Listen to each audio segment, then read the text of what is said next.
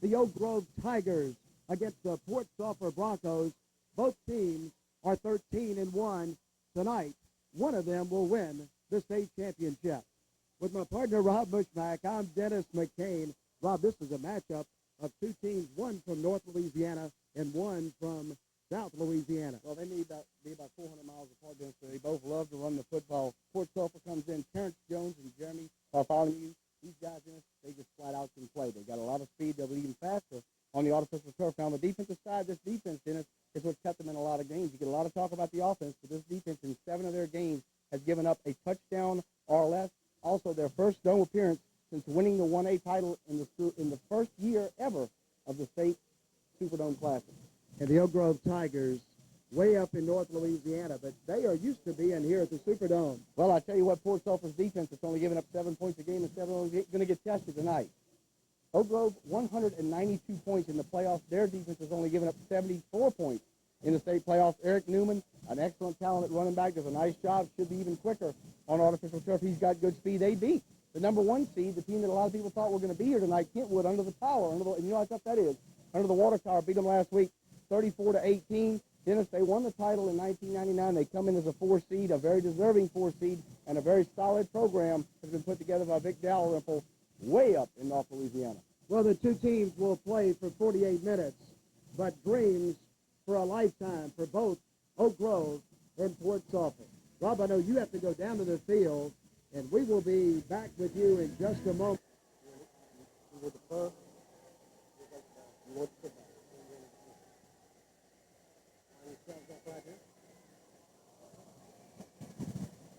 Port Sulphur won the toss. Chose to make a decision at the beginning of the second half. Oak Grove will receive. Oak Grove will receive. Port Sulphur will kick off and defend the north end zone. You can ask this other fellas, okay?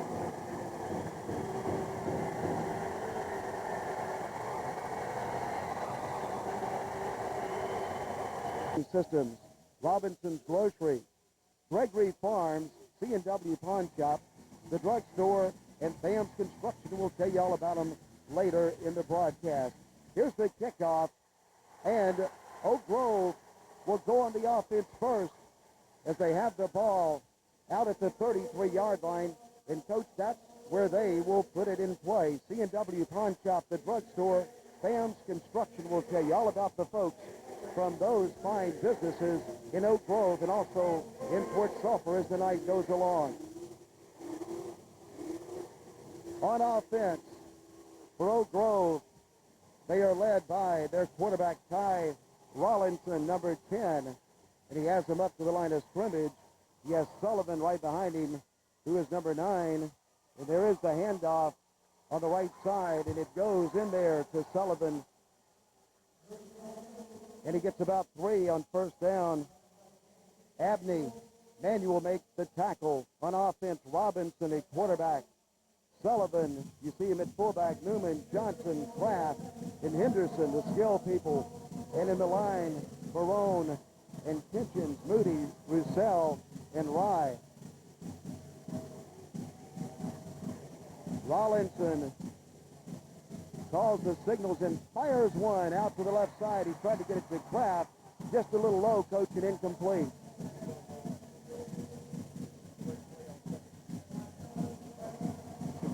Great second down call. You have the wide receiver out. On defense for Port Sulphur, Bartholomew, Williams, Sullivan, Manuel, another Manuel, Michael Manuel, and then also is Abney and Mackey out there. Then the secondary, Ragus, Mackey, Keithros, and Merrick. Big play coming up to start the game. Oak Grove will try to convert. They have it just over the 35. And they need to get it out to about the 43. It's an option play. Down he goes. Rollinson's on the ground and making that tackle in there for the Broncos and stepping in with Green and Coachy. Got to the outside, good pursuit, and down with the quarterback. Green did an outstanding job of containing the outside and forcing the quarterback to have to turn up the field and stop them on a great third down and 7 play.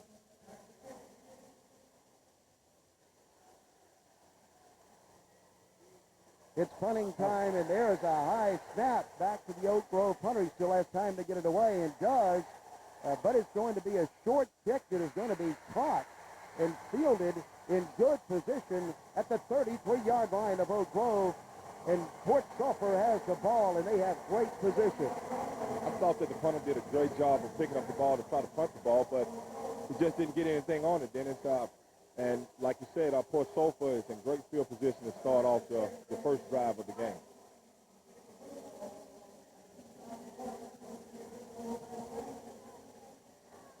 Port Sulphur on offense. As you see the ball fielded, Port Sulphur on offense will have it at the 33. Jones is the quarterback. He's back to pass, and he fires one to a man who is streaking after the ball just a little long and incomplete. Let's check the offense of Port Sulphur. Terrence Jones at quarterback. The fullback is Joshua Mackey. And, of course, they have Ragus, Bartholomew, Green, Guidros. In the line is Silv and Turner, Gonzalez, Henry, and St. Anne. Second and 10, and Jones is back in a naked shotgun, and he keeps it. And he's going to the right side, and he's met by 2, and now 3. Oak Grove tacklers. It was Bankston and Pep Miller who got to him first. The hole opened up, but it closed quick, Dennis. I thought that Oak Grove defense did an outstanding job of coming up and turning what could be a big gain on this play into a short game. Coach Eric Randall from Southern Lab joins us in the press box. My partner Rob Lichnack is down on the field. We'll be hearing from him a little later. You see Coach Crutchfield, the fine coach of the Broncos. Cyril Crutchfield, 3rd down and 8 to go. 3rd and a long 7. Jones back in that shotgun again. He's going to throw it, and he fires it, and it's incomplete. He had a man that was breaking open down there, but the ball was too long and incomplete. Terrence Jones has thrown the ball for 3,000 yards this season, and they've come out with the type of game plan that they're going to throw the football, and they've done that here in the first drive. 2 passes that could have been caught early in the game were just overthrown. It's a 4th down. Let's see what the Broncos decide to do. They're going to go for it. They're in good field position, and really nothing to lose right here from the 31. Nothing to lose. Talking about a 4th down and 7 play, 4th and 8. Jones to throw it. Here's the big rush. Big rush. Down he goes. The Tigers get him in the backfield. The Tigers did an outstanding job of putting pressure on Jones, and that's what they're going to have to do if they're going to win the ball game tonight, to beat their front 5 on offense.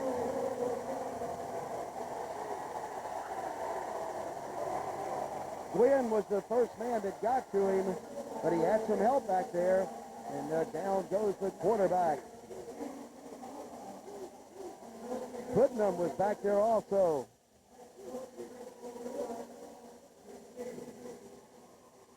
The Tigers get it at the 42.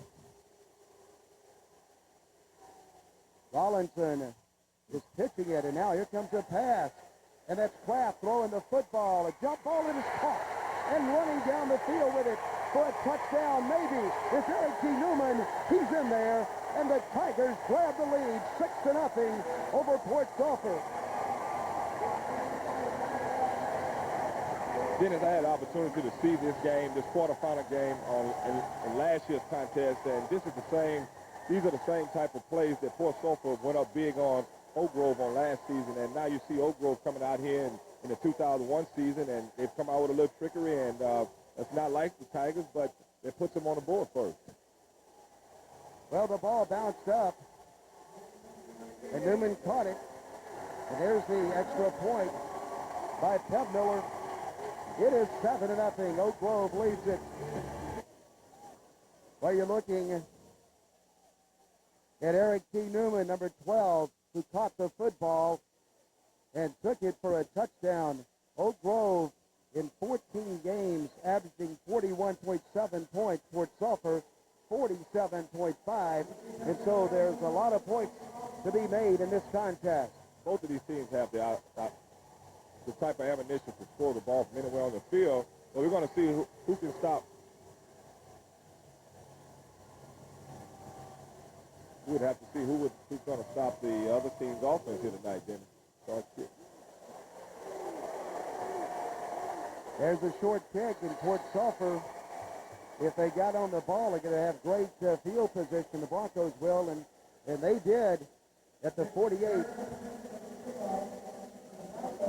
The touchdown, a 58-yard drive in one play. 58-yard touchdown pass, pass to Newman. It's 7-0, Oak Grove. Tim, he has a blocking back with him in the backfield. Jones throws the ball and gets it to a receiver. The ball is caught down there and grabbed way down the field for a big gain. And catching the football was Deidros on defense for the Tigers. Goodman, Gwynn, Gregory, Harden, Cagle, Tyson, Bankston, Pep Miller, Dooley, Johnson, intentions. And they'll need to play defense right now because from the 25, Port Sulphur, after a big play, has a good drive going. Here's Jones throwing again, and it's caught down there. Caught again by Deidros. Deidros is coming to the game with over 1,600 yards receiving this season, and they're just putting him in a one-on-one type situation here and putting him out wide, and Terrence is just doing a good job right now of completing the pass. If you look at the first drive, he just overthrew 2 passes just off the fingertips, and now he's completing them here in the second drive. Well, that's a tough pass to defend if it's thrown properly when you get inside the defender. And it was thrown perfectly by Jones. Tyson was defending for Oak Grove. First down just outside the 10. Here's the throw to the corner of the end zone. A jump ball, and in the corner, a touchdown. And that's Deidros.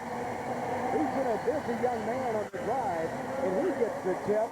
And both teams score on a tip ball. It's 7-6. Port Sulphur is answered. All 3 plays went to Deidros, and Deidros did an outstanding job of hanging with that pass there. This young man has got a bright future ahead of him. He's done a great job here early in the ball game, and this is why he's one of the top receivers in Class 1A right now. Great concentration. And a great look at it by the Superdome crew. The extra point is low, but it's through, and it's 7-7. The Class 1A state championship game. We're all knotted up in the first quarter. Offense from the Louisiana Superdome. I'm Dennis McCain with Eric Randall, the coach of the Southern Lab Kittens, Rob Bushmack, you just heard from down on the field. Here is the kickoff, and it is going to come straight down the middle of the field, and Newman has it. He has speed, and he is trying to get loose and still trying to find some running room. He won't find it. Port Sulphur grabbed him, and they pull him down at the 23-yard line, and getting there first was Michael Manuel got him. They do an outstanding job. This team here has a lot of team speed, and they didn't lose too many guys, Dennis, off the last year's team, and this is why this team has come in and were able to average over 41 points a game. It took less than a minute to score on that last drive. The scoring drive, 52 yards, 3 plays, 11-yard touchdown pass. Jones to Deidros. Rollinson is handing off on the right side. Running with the ball over there is Sullivan across the 25 out to the 26, and he gets 3 on first down. Not much there, but it's a good first down play to try to get the fullback back into the game. Looking to see the quarterback and Newman here soon. That's their bread and butter, 1-2 punch. We're looking to see something out of those 2 guys here to get them going and get them comfortable in this state championship game. From the 26, second down and 7. There is Newman, Eric T. Newman. He's being swarmed on by the Broncos. Down he goes, maybe a yard up the field. Abney made the tackle for Port Sulphur.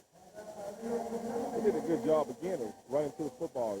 You look at it, they're getting off of blocks up front. Oak Grove is coming off the ball hard, as you can see up front, but they're swarming to the ball. He has a little running room here, but all of a sudden there's 2, 3, 4, 5 guys on the play.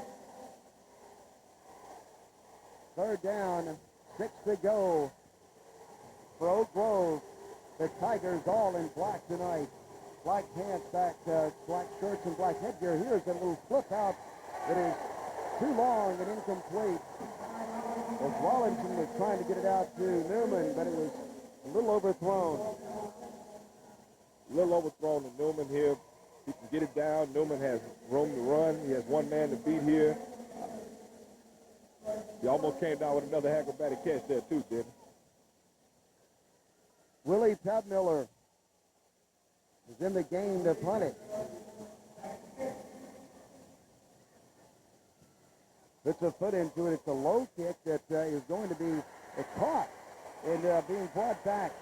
And a flag is thrown across the 45 out at the 48-yard line. Probably a penalty coming against Port Sulphur.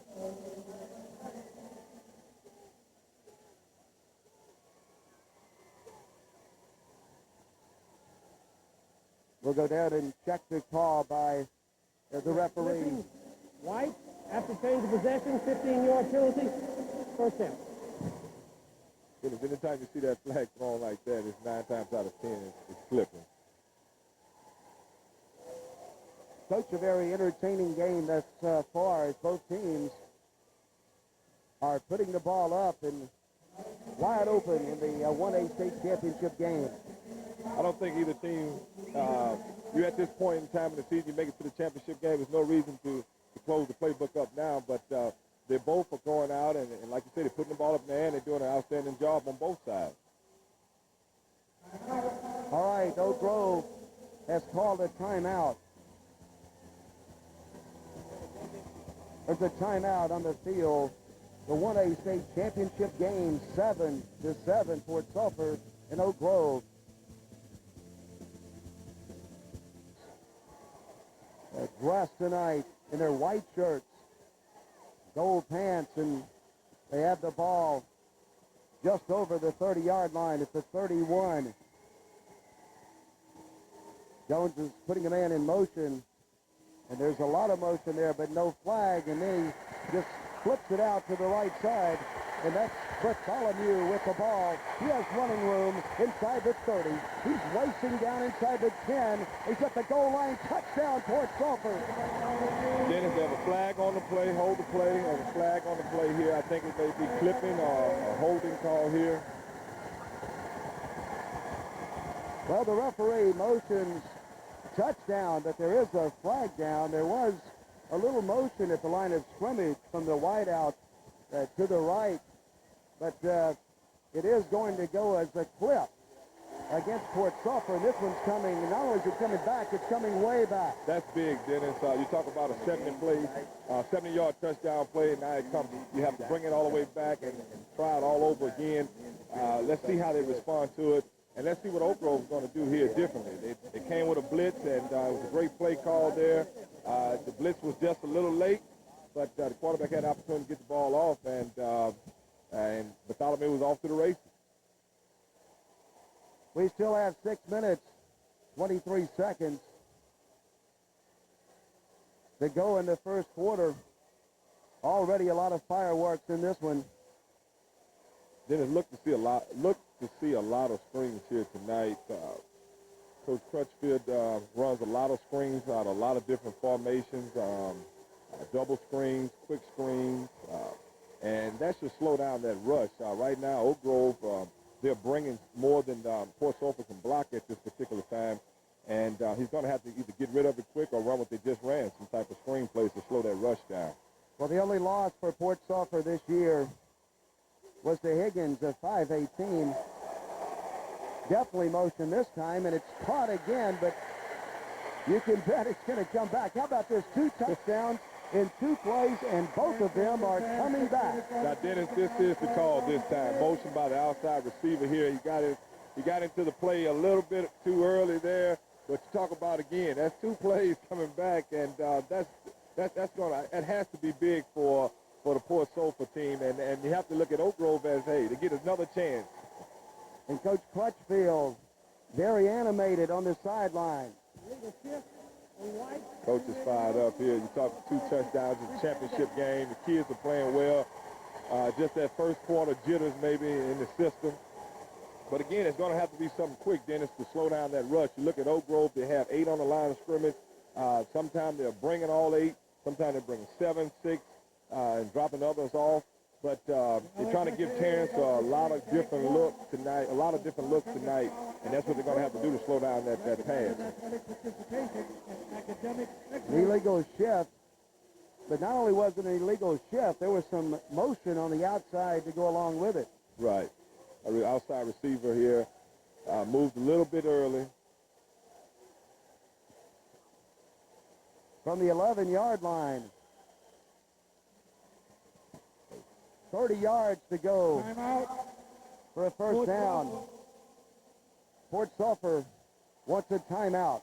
And so we'll take it with them, and then we'll come back. We came back, and now we have a first down and 30 to go for Port Sulphur. That puts them in a very difficult situation. Oak Grove now should have a little bit more momentum under their feet right now. I don't look to see the blitz coming here at this particular point in the field, but this is difficult here to see how they're going to respond here after 2 touchdowns coming called back. Well, they have 3 downs to get a first down. They don't have to get it all here. And there is a pass. They're trying for all of it, though, and it's caught. And here he goes, the 3rd big play in a row, all the way down inside the 20-yard line, and still pulling tacklers living down there. And running with the football was Manuel, and Manuel got it all the way to the 12-yard line. Dennis, this was the same play on the first drive that Terrence overthrew early in the ball game. Now he comes back with the same situation, and he completes the pass. That's a heck of a catch and a great throw. Right now they're just doing a matchup. This big kid Emmanuel is running down the field at the tight end position, and just right now I think they have a mismatch here with the strong safety that's trying to cover him. Good hands by Michael Manuel. Tensions ran him down, but not before Manuel got the ball to the 12. 1st and 10. There's a handoff and a big hit in the backfield. Joshua Mackey has the football, but the Tigers have him. And down he goes in the backfield. Bennett, the first one to get to him. Great penetration there by Bennett up front, splitting the offensive lineman there, splitting that double team, getting in there and stopping it for a loss. It brings up a 2nd down and 12. The ball just inside the 15. We'll call it the 14. 2nd and 12. They can get a first down at the 2-yard line. High formation, different formation this time for the Broncos. There's a fake and a throw to the corner of the end zone. A jump ball out there, bouncing up again, and it falls incomplete. And Guidros was battling out there again. Tyson defending. Tyson did an outstanding job there of not losing sight of the football and staying with it. Also, Dennis, he got his hand in there at the last minute to stop Guidros from coming up with another big catch. Great job of defending the pass. The ball bounced straight up in the air, as it has done several times, but he defended the receiver and wouldn't let him get back to it, so it falls to the turf and incomplete, and we have a 3rd down now coming up. 3rd down and 12 for Port Sulphur from the 14. And Jones is faking a handoff. Here comes the big rush. He lets it go again to the corner, though. It's another big jump out there, and it's incomplete. Trying to get it again out there this time to Guidros, and that's a play that they like to do. Tyson once again out on that island by himself. Tyson is in one-on-one coverage right here, and he's done a great job with the state's best receiver here in Class 1A, and he's done a fantastic job here on this drive of defending him on 2 plays that are difficult to stop. The fade pattern is a difficult pattern to defend at this part in time in the field, and he's done a great job here. It's decision time for Port Sulphur. They go to the bench and they get a play. And And they'll go for it again. Instead of kicking a field goal from the 14, the Broncos send a couple of wide receivers out to the left, one out to the right, and the flag is dropped in the backfield. In the defensive secondary, a flag goes down. Be interesting here to see what the call.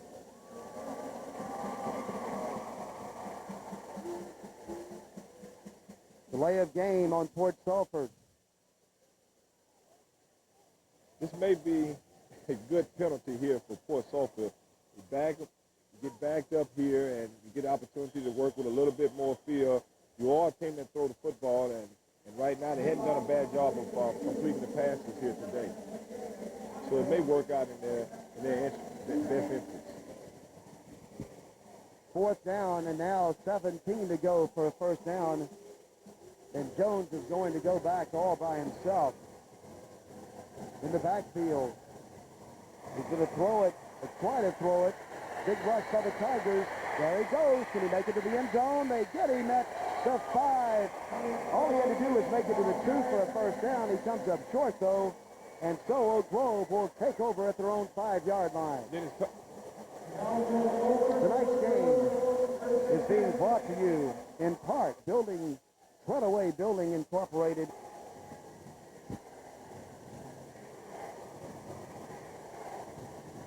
Oak Grove from their own 5, down the middle and too high, trying to get it to Kraft, but that one just a little overthrown. Kraft was open.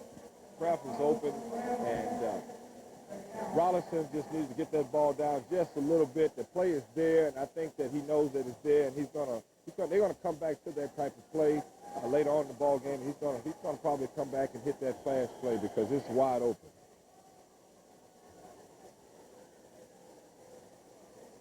Second down and 10 from their own 5. 4 minutes to go in the first period.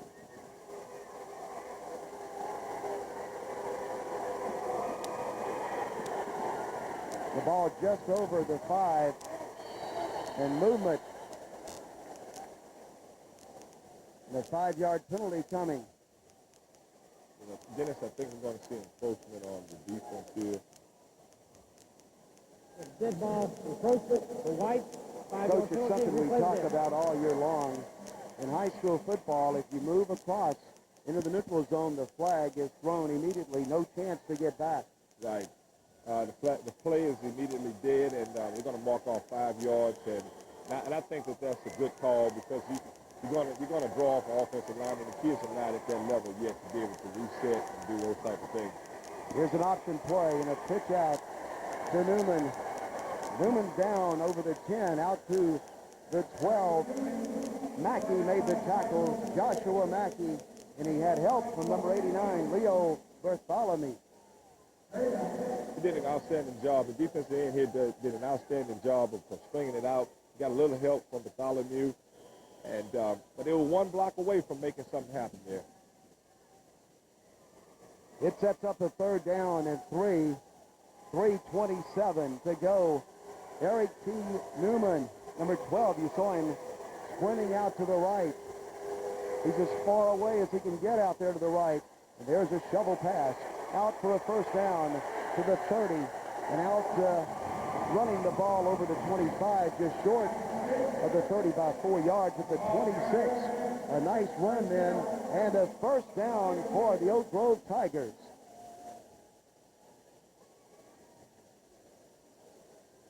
It was Guy Smith with the football. He got it out to the 26. Smith did a great job here of catching the football, concentrating. They had a defender right there in phase. He caught the ball, turned upfield, and did a good job of picking up the first down, keeping the drive alive here, Dennis. From the 26, Merrick's made the tackle. There's a pitch out, and that's Newman with it. Newman is down at the 24, and they are really keying on Newman. They're doing a good job of stopping Newman here. Mackey did an outstanding job here of stringing it out and making a great open field tackle here. They've slowed Eric Newman down here today thus far. And you would have to think that was the game plan coming in for Port Sulphur. Second down and 11. get a good look at the defensive line of Port Sulphur. Drew Williams, number 57. And here is a fake pitch by Rollinson. He keeps the ball, but Port Sulphur grabs him, and the Broncos knock him to the ground, maybe a yard on the play. Manuel and Abney made the hit for the white-shirted Broncos. Right now, Rollins doesn't have a lot of running room here up front. Port Sulphur's defensive line is winning the line of scrimmage battle up front. They're pushing. If you look at some of those Oak Grove linemen up front, they're downfield, but they don't have anyone in front of them, and that's not a good sign here. Third down coming up, 3rd and 10. Rollinson back to throw it. He fires it to the right side, and the ball out there is going to be intercepted. Coming out of the pile with it was Joshua Mackey. Mackey has been a busy young man in this 1A state championship game, and he pulls the football out of the air.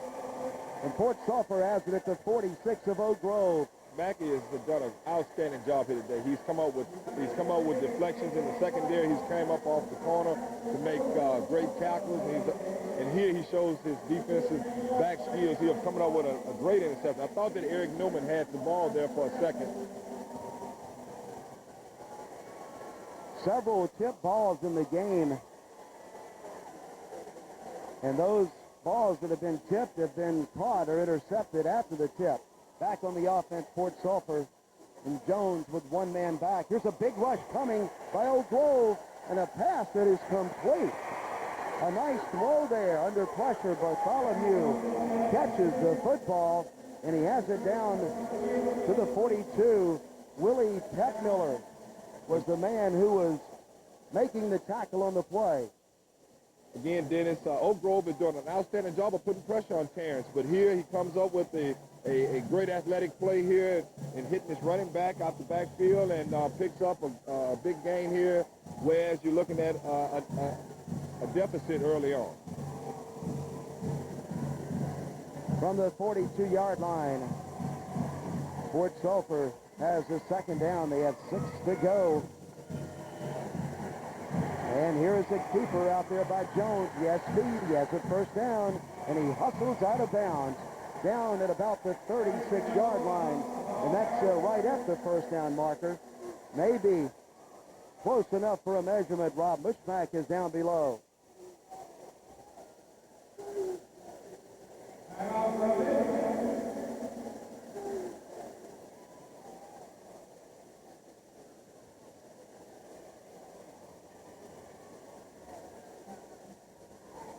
Well, we certainly wish that young man the best.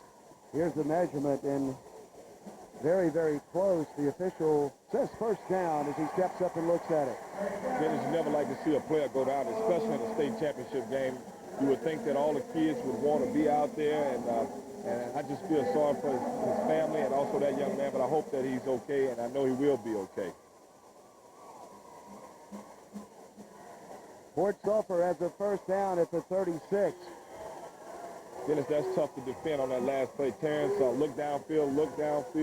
Oak Grove had a great rush on. He just tucked the ball and picked up the first down. And I guess that's their running game. Terrence Jones in his purple helmet is throwing the football a little too high for Bartholomew, and he goes incomplete. Just through the hands of Bartholomew. I think the pass was a pretty good pass, Dennis. Pretty good pass, just through the hands. That's a catchable ball.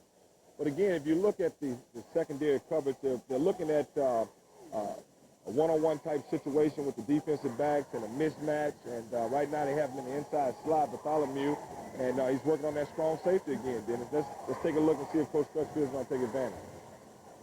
Well, Jones wants to throw it again, and there's the pass over the middle, and once again, the tip drill and a catch.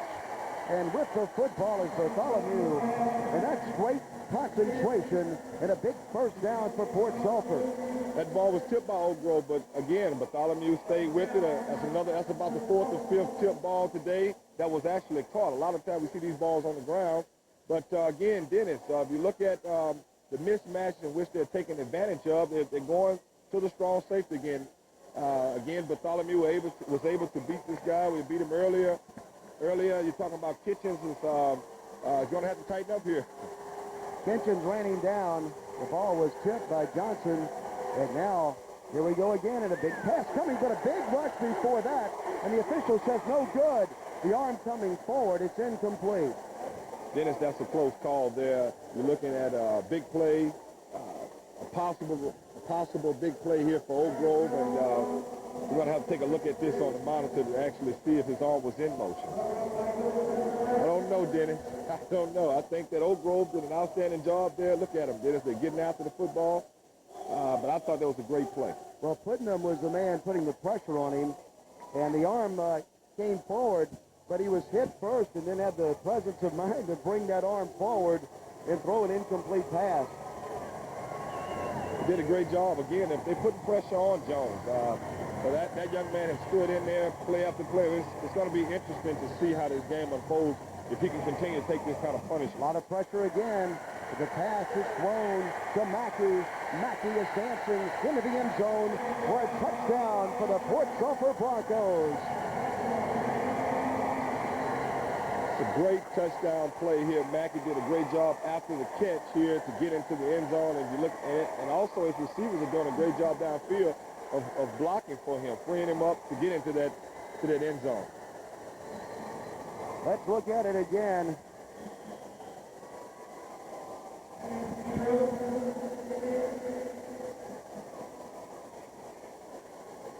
Guidros will try the extra point. It's 13-7. There's one up in the air, and it looks no good. The official agrees. It's 13-7. The Broncos leading over the Tigers. Welcome back to the Nokia Sugar Bowl Prep Classic, the championship game in 1A. And you see the touchdown by Mackey. Mackey did a good job of getting in there, but if you look at the type of plays in which Port Sulphur are running, they run a lot of crossing patterns, forcing Oak Grove to run with their speed. And this is the same kind of game that they had on last season in the quarterfinal round.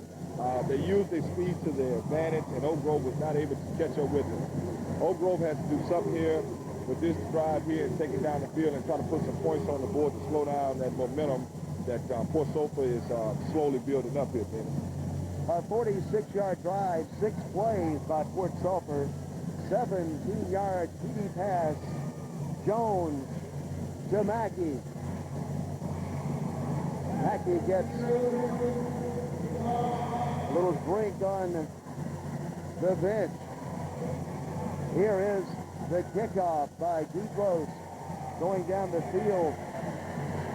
And Newman has it. And Newman's racing across the 25, almost out to the 30, to the 28, and they sling him out of bounds right there. And making the tackle was Turner, who was going down the sideline, and for a moment, it looked like Newman could have some running room down the right sideline. One block, and Newman is on his way to actually being in open field position to score a touchdown here. But Dennis, I want to see if Coach Dalrymple is going to put the ball into Newman's hand here with this opening drive. He's the big play man, and it's going to be interesting to actually see how many times he's going to touch the ball this drive. Well, the Tigers trail by 6 now. Here's the option play coming. There's the pitch out. Newman is spinning and twisting and going out to the 34 with it. There we talked about Newman touching the football. In a big game like this, you know that young man is wanting that football down after down after down. He's tripped up here on the play, but he shows a lot of speed here and turning upfield. And if he can keep his feet, Dennis, he has another big opportunity. Well, that's the end of the first quarter. 13-7, Port Sulphur leads it over the Tigers of Oak Grove. What a great community they have up at Oak Grove in that great town of Oak Grove. Thank you for helping us bring high school football to the state of Louisiana. It's the 1A state championship game. Oak Grove with the ball. Eric T. Newman looking for running room. He has it out to the 40, and he has a first down. And Eric, I was talking about what a great community they have at Oak Grove and down at Port Sulphur. What the wonderful people down that way in South Louisiana. South Louisiana against North Louisiana. Definitely. You have a North and South battle here, almost a civil war here going on here in the state of Louisiana. But Dennis, if you look at Eric, he's running football. Newman is running the football very well here in this drive right here. And this is what you have to do in a state championship game. Give it to your big play people. Here's the pitch out to Newman. Newman's going to throw it. Left-handed, he fires it up in the air, and the ball is falling incomplete. He tried to get it to Kraft. Got a flag on the play, Dennis.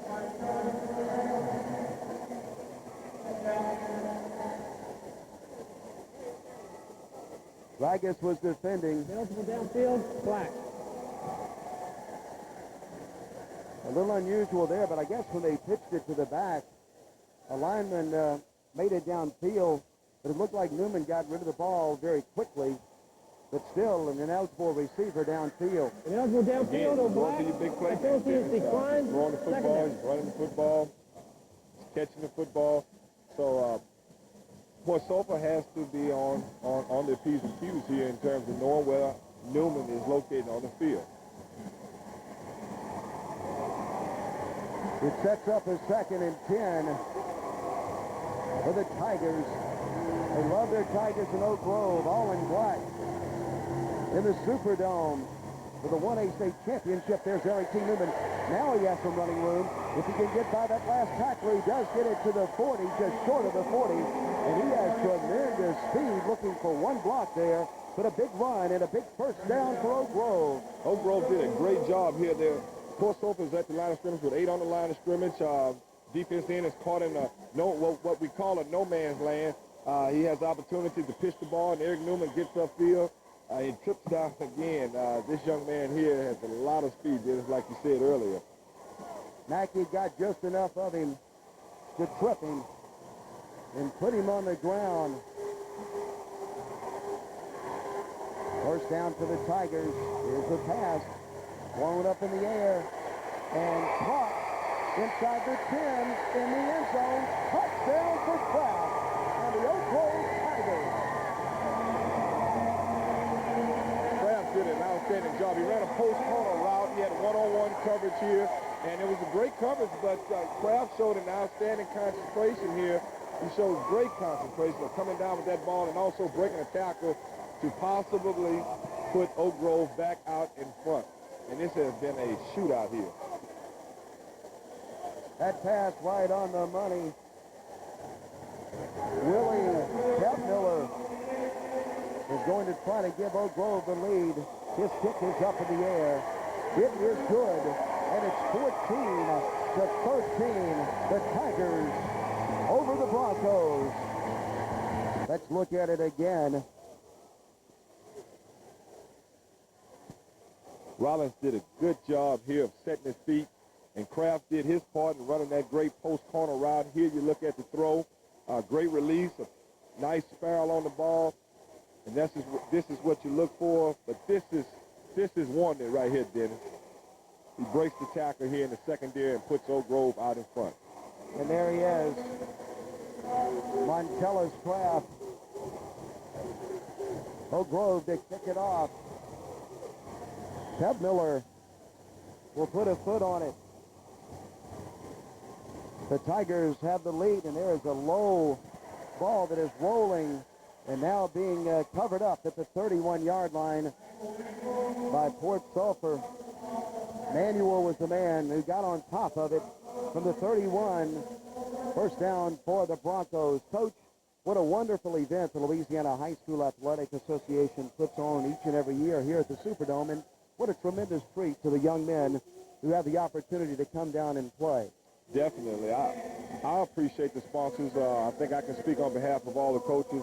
This is an outstanding situation here for the young kids in the state of Louisiana to come out and play in the Superdome. And it is a super place to play if you have that opportunity to be here. And I appreciate the sponsors as well as everyone else, I'm pretty sure. I said come down and play, but in Port Sulphur's case, they had to come up to play. Being from Baton Rouge, we say down. And here is a pass out to the left side that is going to be caught out there and caught for a nice gain on first down all the way up to the 45-yard line. Catching that football was Mackey, and tackling Mackey was Johnson and Pevmiller. The Louisiana Coaches Association, the Louisiana High School Coaches Association. I know you're a member of that, and that's a great organization also. Definitely. It's a great organization because you get the opportunity to be in a fraternity of gentlemen around the state. You get to converse with guys. You go to the different type of conferences you go to, and you pick the all-state teams, and it's just a great camaraderie for high school coaches in the state of Louisiana. 1st and 10 for the Broncos from the 45-yard line.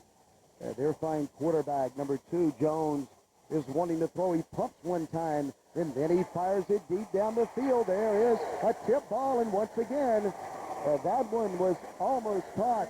Defending back there was Tyson, Lance Tyson, on the defense for the Tigers. Tyson again, that's his 3rd or 4th tip here today, and Tyson does an outstanding job here of being in a one-on-one type situation. It's a lot of real estate ahead of him, but he stays with the receiver and gets a hand in there at the last second. Ryan Gregory applied the pressure to the quarterback. 2nd down and 10.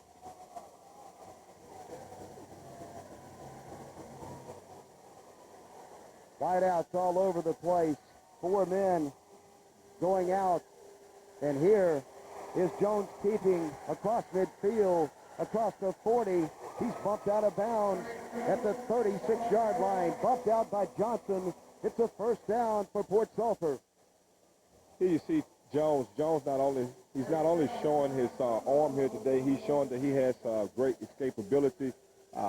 Oak Grove is putting the rush on again. The front breaks down, and Jones, under pressure, he calmly tucks the football and picks up the 1st down for the Bronco team. That's tough to defend, Dennis, when you have a quarterback that can run and pass. Well, it really is, and when you come in after him and run by him, then he has an opening, and he found one to the left side and got a big 1st down. With Eric Randall, the coach of Southern Lab, I'm Dennis McCain with my partner Rob Muchmack, who is down on the field. Here's a pass out there to the right side that is going to be caught. And a nice pass and a good catch out there. Bartholomew caught it, and Johnson knocked him down, but a good gain on 1st down for Port Sulphur. Again, they've thrown the underneath passes, and this is what Johnson is going to have to do. He's going to have to make those receivers pay for the catch and not let them run around after the catch. Jones is going to complete some passes, but with those types of hits, those receivers are a little bit less subject to come across the middle full speed. Port Sulphur up to the line of scrimmage. It gives them a lot of time to look at the defense. And here is a keeper by the quarterback. And down near a 1st down, Harden came in there and made the tackle just about at the 1st down marker. They tried to spread out the Oak Grove defense here, but he stayed at home here and made an outstanding play, brings up a 3rd down in a short situation, but it could have easily been a big gainer here for Jones. 3rd down and 1. We look at Coach Crutchfield, the fine head coach of the Purple and Gold Broncos, and just a sneak ahead. And a 1st down for the Broncos. The Louisiana High School Athletic Association would like to thank the Southern Quality Ford dealers, the Nokia Sugar Bowl, Gatorade, Baden, Louisiana Coca-Cola Bottling, Bank One, Health South, Reebok, Luchnick Photography, and Wendy's, fine sponsors of the Louisiana High School Athletic Association. Tommy Henry, the commissioner, what an outstanding job he does with his staff. I think they all do an outstanding job. They have a new location. I had some trouble trying to find it, but they do an outstanding job to make sure that these kids have a great opportunity and a great experience. Here's Jones to Bartholomew. Bartholomew is inside the 15. He is down at the 13-yard line, and a nice gain on 1st down for the Broncos. Here's just a simple quick out, quick flat route pattern here. by Bartholomew. He gets to catch the football and beats the one-on-one, but he's wrapped up there and with what could have been a big gainer here. Second down in a good position to be in. Second down and just a long one to go for a first. And you can call a lot of plays. It's a good situation to be in if you're an offensive coordinator for Port Sulphur or any other coach. In a good field position here is second and a little over a yard.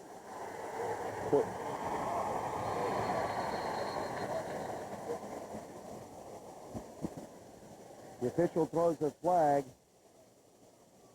Timeout. But Port he does not Sulphur. throw this experience it is for young people to be able to come to New Orleans and experience these 2 days of football. You know, we ran into the nose guard, Ryan Gregory's friends last night as they were out at the hotel next to the Superdome, and they said be sure and talk about Ryan Gregory, talk about my brother, and he's doing a good job as nose guard right there in the middle.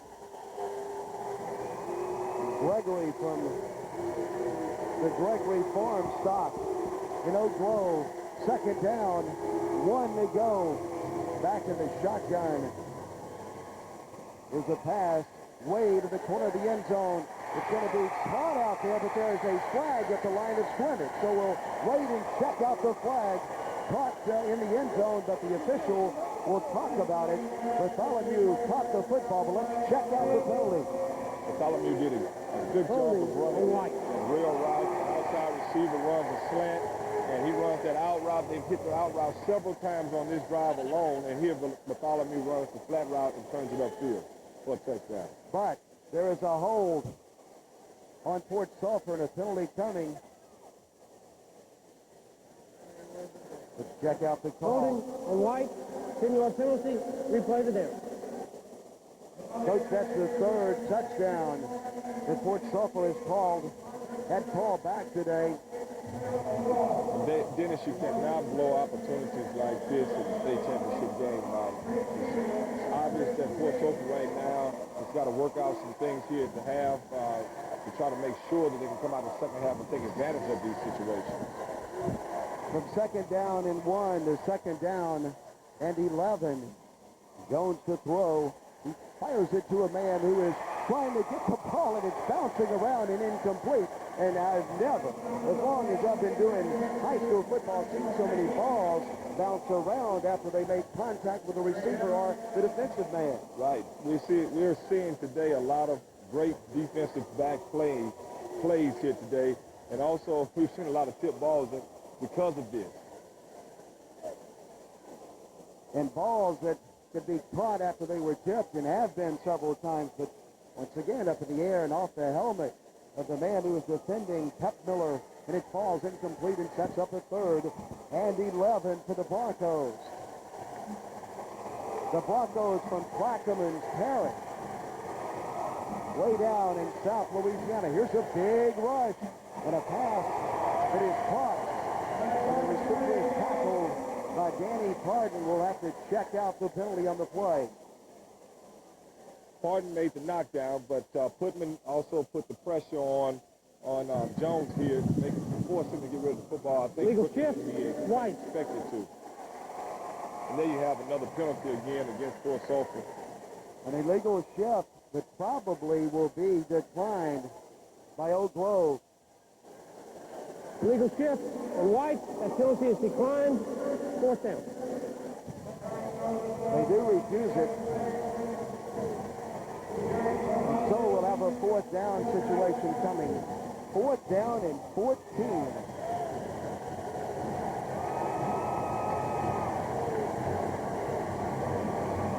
Fourth down, big play. Here's the pass. Here's the rush. And the quarterback gets out. And he throws it, and it's tipped and incomplete. Jones was trying to get it down the field, but Kitchens tipped it away, and it falls incomplete. Kitchens has stepped up here. They've gone to him, to his side several times today, and here he comes up with a big play. I know this young man has to feel good about himself because Jones had a couple guys open, but the type of pressure that was applied upon him up front forced him to get rid of the ball quicker than he had expected.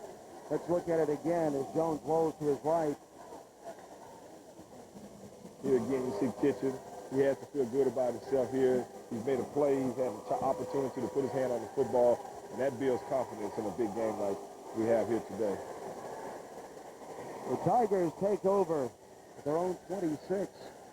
Here's a pitch out. Kraft is running. Kraft is down in the backfield. Nice tackle back there. Was pulling him down was Deidros. Deidros is on both sides of the ball today. He did a good job of patting his feet and not going for the fake in the open field and just coming up with the actual play, allowing Kraft to make a move first and then reacting. 6 minutes, 16 seconds to go in the first half, and it feels like we've almost played a whole football game. A lot of action in the Class 1A state championship game. I think that this is what Louisiana high school state championship games are all about. And I think last night we had some good games, and today we're seeing nothing less. Here's the option play. Newman, down he goes. He's pissed at the 26. Did the ball come loose? The official says first down for the Broncos. But Sulphur gets the football, and jumping on it was Bartholomew, and the Broncos get it right back. Bartholomew comes up with the actual takeaway, but Mackey,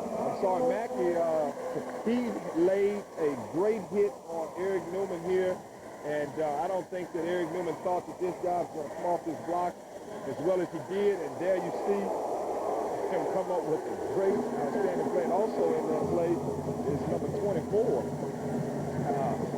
Merrick. Merrick is also there to make an outstanding hit as well. There's a timeout on the field. The Tigers of Oak Grove, as we flash back, as Oak Grove wins the state championship 33-15. That game was played in 99, and in the rematch in 2001, Oak Grove against Kentwood, and the Tigers surprising the Kangaroos under the tower in Kentwood, and the Tigers win it 34-18, and that's the reason they're here today. And they did it. Oak Grove did an outstanding job of beating what I know firsthand, a good Kentwood team in Kentwood under the water tower.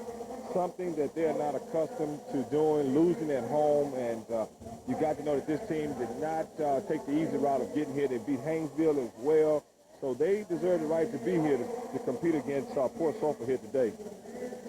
48 minutes to play in a football game, but a lifetime of memories for everybody involved. The executive committee of the Louisiana High School Athletic Association, what a wonderful job they do. Yeah, they do a good job of also enforcing the rules and coming up with the rules, things that are going to help these kids and also help the coaches and to make it an honest, just play here in the high school ranks. First down, 10 to go for Port Sulphur from the 27-yard line of the Tigers of Oak Grove. Here's the pass. It's complete. Bartholomew has it inside the 25. He has it down to the 22. You know, we looked at that game against Kentwood that Oak Grove won. They control the ball, Eric. 37 minutes of 48 minutes in the contest. And that's unbelievable. I had the opportunity to go to that game and watch the actual game, and I tell you, they let that clock roll. But they also made plays, Dennis, and this is why they're here today. And I look for them to come up with some big plays. Now they're defending it. There's a man open for a touchdown. Deidros has the football, and Port Sulphur grabs the lead with 5:09 to go in the first half. Deidros here runs a quick delay, and I think that the cornerback here thought that I think Tyson thought that someone else had this guy, but he comes in late and tries to catch up, and it was too late as Jones leads him with the pass. Beautiful lead here. He's wide open. In his purple and gold uniform, Deidros catches a football, and a good job by Jones of just lofting the ball up and letting Deidros run perfectly under it and catch it. And now flags are flying all over the field on the extra point. Jones right now is doing a good job of throwing the ball inside. We have a dead ball, illegal over the top, substitution, and White, he's got 5 into yard a penalty. rhythm now that it's going to be hard to slow down here as the game progresses. An illegal substitution on Port Sulphur. Puts the ball back at the 9-yard line, or at the 8-yard line, and that is where Port Sulphur will attempt the extra point. Yes, I think they're going to go for 2 here. Port Sulphur leads by 5. They're going to try to get it to 7 with a 2-point conversion. Here's a big rush and a throw to the end zone that is caught for 2 points, but once again, there is a flag on the field. Dennis, but if you look at this play, I know it's coming back. You have a flag on the play. You look at it, it's a little delay route where you bring the 2 outside receivers across the middle of the field, and he just delayed, hoping that cornerback will bite on the slant pattern a little bit, and here he outruns him to the corner here and picks up the 2-point conversion, but it's coming back. On White, 6 men on line of scrimmage, replay the down. Well, that's at least 3 touchdowns and a 2-point conversion that have been called back on Port Sulphur. And we're going to see if that's going to be the determining factor here as the game goes on and late in the game. Will this come back to hunt Port Sulphur, and will this be the determining factor for Oak Grove pulling off a great year?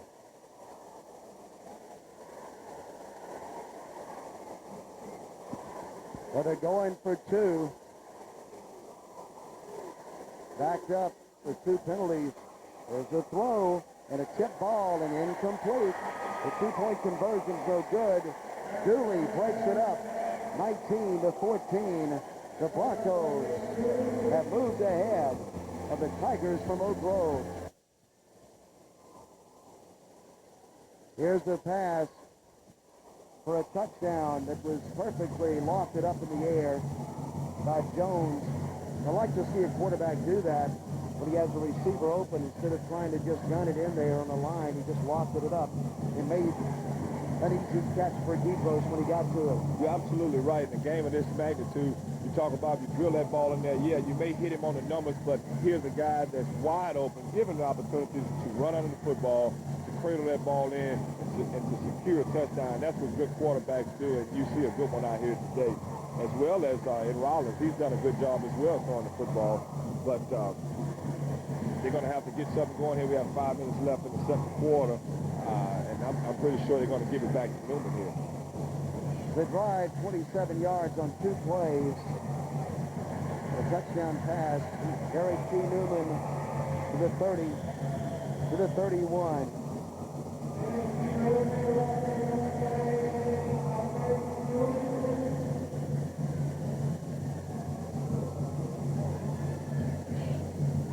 Mackey made the tackle, and he was assisted by Turner. The cheerleaders and the band from Port Sulphur. It is not very many of them, but they're making some noise here and put a groupie team on here to victory. Oak Grove back on the offense. The pass out to the left side out there is going to be caught by Kraft. And Kraft on first down is going to pick up about 5 yards, maybe 6. It's a good catch right here by Kraft. Kraft did a good job. This is what good receivers do. This makes the difference between a good receiver and an average receiver right here. You talk about he knew that he couldn't catch the ball and get yards after the catch, but he goes down and secures the ball like good ones do. And now you look at a situation of 2nd and 5, 4, and this is a good situation to be in. 2nd down and 4 for the Tigers. All in black and trailing now by 5. The man in motion from the pitch to Newman. There he goes, Eric T. Newman. He is stretching it out in the end zone. Touchdown for the Tigers. Eric Newman goes about 63 yards here on a touchdown sprint. You had guys with angles, and he just showed the speed here. Dennis. The safety had a good opportunity of maybe catching him on an angle, but he stretches it out. He stretches his legs here and goes all the way for a 63-yard touchdown. He's very dangerous, and all day it needed just one block to get it going, and he could have taken that one all the way home. Go Grove. He did take it to the end zone. Here's the extra point up in the air. It is good. Our score now, the Tigers 21, Sulphur 19, the 1A state championship game. 63 yards. Eric T. Newman down the sideline for a touchdown. Here again, you see him turn on the afterburners, and no one is going to catch Eric Newman here. He's one of the fastest guys in the state, and he showed why, because he's one of the best running backs in the state as well. Number 73 Kitchens also did a fine job of sealing off that linebacker that would have had an opportunity to make the tackle, and Eric just outran him. I think he'd outran him anyway. This kickoff is bouncing around and still on the ground. And who got it? The Tigers say they do. And the official agrees. And Oak Grove has it at the 24.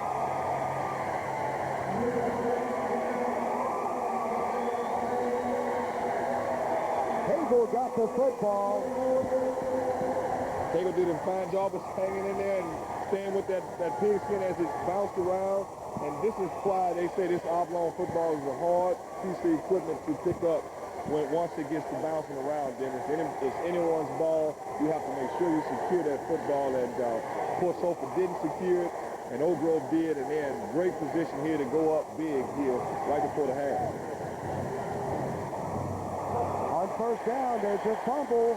And did it go over to the other side there and piling the players there, and no sign yet. Oak Grove got it. Oak Grove dodged the bullet here. They have a great opportunity here to go up big. They fumble the snap. I don't know, Dennis. Well, the picture tells the story. Two men fighting for the ball. And the official says that they both had it. And so they keep it with the offense in the 25. Wallinson is handing off straight ahead to Sullivan. And Sullivan is down to about the 22, and he has 2 yards, setting up a 3rd and 8. Here to give it to the fullback, right up the middle, to Sullivan. Sullivan is doing a good job now. I think that Oak Grove now is in a mode that they're going to actually start to wear down that defensive front of Port Sulphur and keep the offense off the field. The clock is ticked down to 2 minutes and 53 seconds to go until halftime in a very long first half. And here's the pitch back to Newman. Newman has company in the backfield. Now he has a swarming Bronco defense. And down he goes at the 38-yard line for a big loss. Great play here. You see great pursuit by the Port Sulphur Broncos here. A couple of guys missed him early on, but the pursuit is what makes the difference here.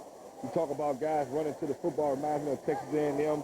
They talk about the 12th man being on the field here. It seems that way when you have guys pursuing to the football like they did on this last play. 3 or 4 men got him that time. And Williams and Sullivan finally polished him off, but it was Debros who got in there and slowed him. And now we have a 4th down coming. And the Tigers will go for it. And here's a pass way out to the left side. The ball is going to be intercepted and then brought back out of the end zone across the 20, across the 30, and then out of bounds. Intercepting the football was Rigas, and he brought it back for Port Sulphur to the 33-yard line, it looks like. Rigas did a fine job of staying with that football. The ball is a little bit overthrown here, but I think that Kraft needs to become a defensive back here and knock that football down and give his team the opportunity to line down one more time with the football. But Raggers comes up with the ball, runs it out 30 yards. He's going to give them good field position. You talk about kids making decisions, Dennis. He'd have nailed that ball in the end zone. He got it at the 20, but he saw that he had a lot of real estate in front of him, and he brings it out 13 yards past the spot where he would have had the football. And if he would have knocked it down, it would have returned to the line of scrimmage. There's a ball up in the air and falling incomplete. With just a minute 38 to go until halftime. Pep Miller did a good job of coming up. I think that the tight end heard footsteps on the last play. A lot of times we talk about footsteps, and they know what's coming after the footsteps. So a big collision here.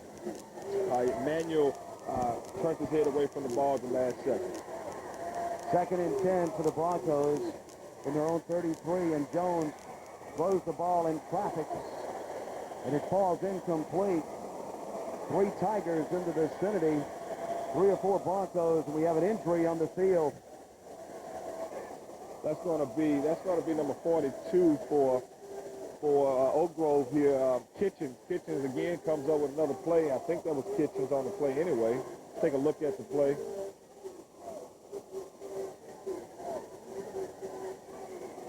Kitchens is right in there to help pick up that pass play. And Kitchens has really played football here in the second half. This is what he's going to have to do. Then when you look at that last play, too, you had 5 guys in the same area. It makes me wonder, did they run the right pattern? And that ball was pretty much up for grabs. But Joshua Mackey took a spill, and he's still on the ground and hurt and getting some attention. And now he gets up and is limping off the field, and he has had a very active night for Port Sulphur. He's been a big weapon on offense and also on defense for Port Sulphur. Port Sulphur, it's going to be interesting to see who's going to replace this kid because he's done so much here in the second half. It seems to be his knee. He grabbed his knee when he went down. But the type of play that we talked about earlier, this is what Kitchens and the rest of the defensive backs are going to have to do, knock those kids down, receivers down before and after the kick. From the 33-yard line, it's a 3rd and 10 situation for the Broncos.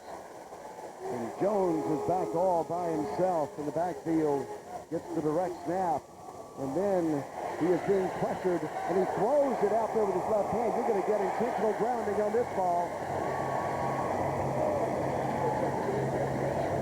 Oak Grove has applied pressure all day long, Dennis, but here they get to him and forces Jones to do something. I know that his coach, Crutchfield, don't want to see it this particular time. Intentional grounding on White at the 5-yard penalty, fired a foul, and lost it down. Well, the only way he could get rid of it was to transfer it from his right hand to his left, and he did that, and then he just threw it away out there, but it's a penalty for intentionally grounding the ball, and that carries a loss down with it.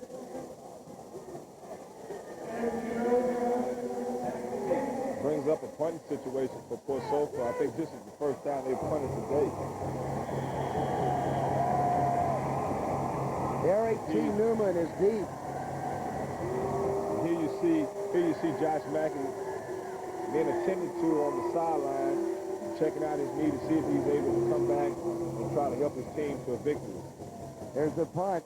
Newman calls a fair catch, and he catches it at the 45. Great field position with a minute 20 to go until halftime.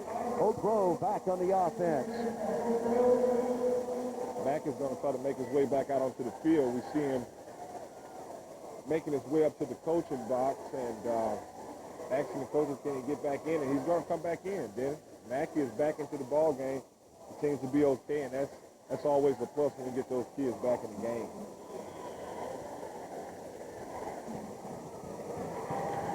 First down for the Tigers from the 45. They lead by 2, 21-19. They would like to add to it before halftime.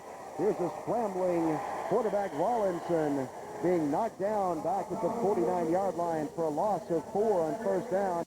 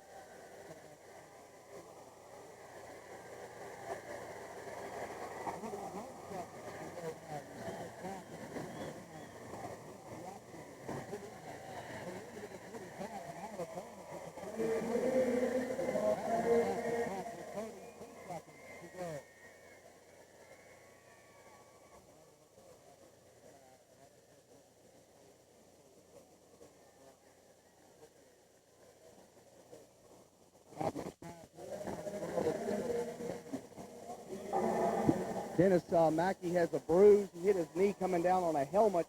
He's going to try and go. If he keeps having pain, they're going to take him in and get an x-ray, but right now he's going to try and go with it. They wrap it up, and he's going to go with it. Back to you. Thank you, Rob, from the 43. Third down, 8 to go. And the pass is being fired out to Newman and almost caught out there, but defended very well by Mackey, who is back in the game. That's a good matchup, those two young men. That's 2 consecutive plays that Coach Dalrymple has gone at Mackey. But Mackey has shown that, hey, I'm okay. I had a little nick, and I'm ready to play football. He makes a pretty good play here on the ball and forces Newman to not catch the football here on that play. It's a fourth down situation with 26 seconds to go.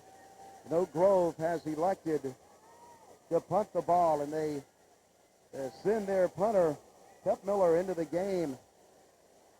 Nobody back for Port Sulphur, and there's a high snap. Pep Miller gets it away.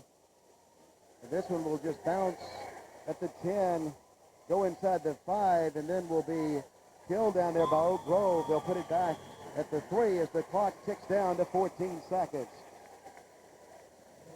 The punt service did a good job of hustling down to stop that ball right inside the 2-yard line.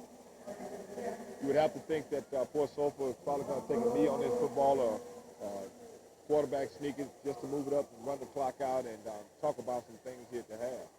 Well, Mitch Small from the Louisiana High School Athletic Association was in a few moments ago, and they've done a great job. We want to say it again. Max Chauvin, B.J. Gazzarda, and, of course, all of the staff under the direction of Tommy Henry. What an outstanding job they have done in putting this event together in the Louisiana Superdome. And they'd like to thank their sponsors, Southern Quality Ford, the Nokia Sugar Bowl, Gatorade, Baden, Coca-Cola, Bank One, Health South, Reebok, Mushmack, and Wendy's. And Port Sulphur will just kneel on the ball there. Port Sulphur will take it to halftime as the clock will run out. And that will end the first half with the Tigers of Oak Grove and the Port Sulphur Broncos playing an exciting first half of football. The Tigers lead it at halftime at 21-19. With my partner tonight, Eric Randall, the fine coach of the Southern Lab Kittens. I'm Dennis McCain. It's 21-19 at halftime. Oak Grove leading over the Port Sulphur Broncos. But, Coach, this Oak Grove team a little bit different than we've seen during the season, because usually they're running the football, controlling the clock. Tonight they're putting it up in the air. They're definitely doing an outstanding job of mixing up what we thought would be a running game, but they're putting in some pass plays, and they're actually hitting those pass plays, which is making them a two-threat offense here tonight. And the defense is not playing bad as well. So I look to see a lot more action here in the second half, like we saw in the first. Well, let's take a very fast break right now and thank some of the sponsors who just telecast everybody around the state. And there is one that is bouncing and being picked up and then running by Newman. It'll be brought back, but it is going to be in possession of the Oak Grove Tigers. And once again,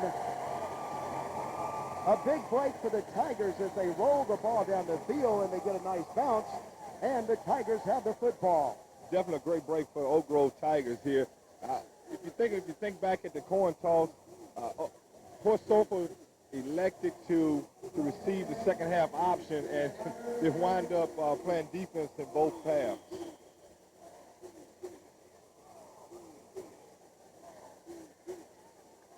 Well, the official puts the ball at the 42-yard line, and that is where Oak Grove will play it.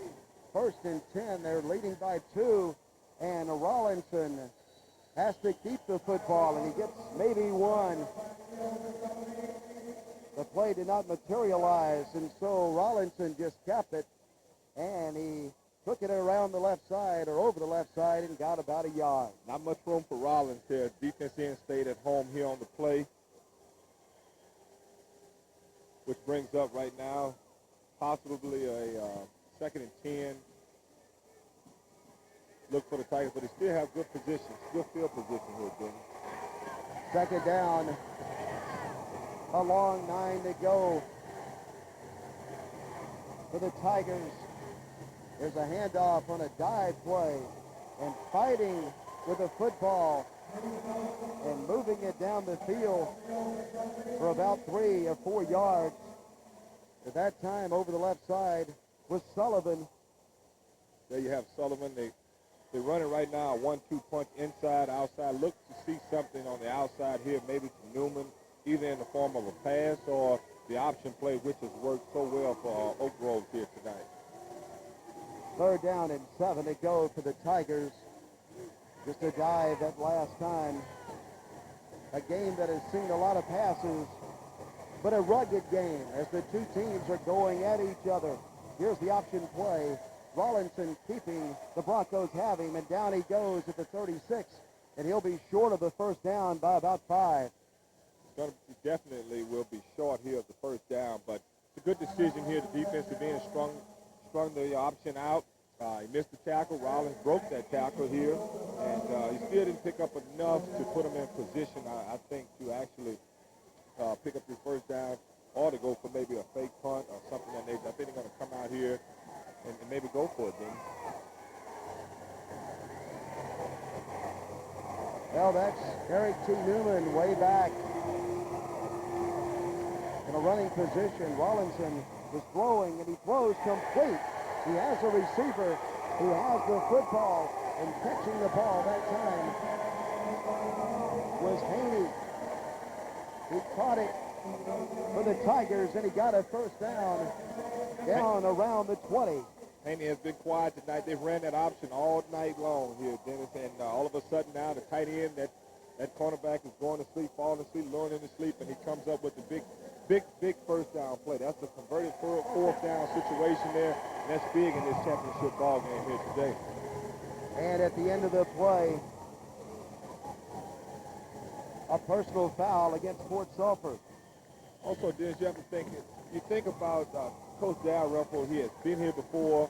I had the opportunity last year being here. I thought that, I looked back at that game tape where I thought that Red Franklin did a lot of different things to take advantage of a young coach, and this is probably the situation we're going to see here today. Will the experience override the talented Fort Sulphur and the inexperienced coaching staff of Fort Sulphur here today? Sullivan has the football over the left side, but the Broncos have him, and down he goes, a gain of 1 on first down. 2nd down, it is goal to go. They cannot make a first down. It is goal to go at the 9 for the Tigers. Both teams well coached. Coach Vic Dalrymple and Cyril Crutchfield. Some fine young men on the football field in 1A for the state championship. Here's an option play. Rollinson has the ball, but he only has a yard on 2nd down. It'll bring up a 3rd down and 8 to go for the black-shirted Tigers of Oak Grove. Rob Mushmack is down on the field. Yeah, thank you, Dennis. Talk with both coaching staffs coming out the locker room. The game plans they think are good ones. They're going to stick with it. The Fort Sulphur staff just wants their guys to relax, Dennis, and quit making the penalties. You know, they've had 2 touchdowns called back tonight. They feel like they're in a good position. They ought to be ahead, so they'll stick with what they came here with. Back to you, guys. Well, right now they're defending Fort Sulphur, attacking the Tigers of Oak Grove. Rollinson is the man who is calling the signals with 2 men back, and here's a shovel pass and a tackle being made. And down goes the ball carrier, Johnson, who had it. But a big charge by Leo Bartholomew. And down goes Johnson. And he will be knocked down at the 9-yard line, and we'll have a 4th and 9 coming up. But a good job that time by Bartholomew. Great play call in here. The play is there, but this is a great individual effort right here by Bartholomew to run that play down from the opposite side and possibly stop a touchdown run here. That's a great play. They ran it earlier in the first half. They picked up great yardage here. Also, if you look at the play, they're going to double team number 12, Eric Newman. They're going for it. Here's the pass. It is almost intercepted, and now is intercepted as the ball bounces out, and a big run going down the sideline. And now Fort Sulphur will have it, and they'll have it out past the 40-yard line. It was Merrick who got the ball, but again on a tip out there, he got the football as It was bounced around by one defender, and then Merrick's grabbed it out of the air and got it over the 40 to the 42. The receiver Kraft stretched the defensive back out very wide here, almost giving away, hey, I'm going to run a slant pattern here. And he did a fine job, Merrick, for stepping up in front of the pass and intercepting and bringing it back for a great return as well. Vegas was the man who deflected the ball, and I thought for a moment he was going to intercept it on the run, but he did knock it into the air, and Merrick's got it. And now Fort Sulphur has the football in great field position at the 42-yard line, and here comes a man in motion, and Jones to throw. Jones is scrambling to the right, and he's being chased, and he fires it down the field, and he has a man down there, Deedrose, who catches the football inside the 35 at the 32, and Jones threw a rocket that time. Jones threw a rocket, but he paid for it. And this is what the good quarterbacks do. They stand in there. They know they're going to get hit, but hey, I'll take the completion for the team. Watch at the end here, Dennis. Great lick by Oak Grove, but he also completed the pass, Johnson, as well. Great hit by Johnson there. From the 32-yard line. 1st and 10 for the white-shirted Fort Sulphur Broncos with their purple numbers outlined in gold to match their gold pants. And Jones has a man in motion, and there's the shovel pass, and he's given it out to Bartholomew. Bartholomew has it inside the 30. He's at the 27, and he has 5 yards on first down before Pep Miller makes the tackle for the Tigers.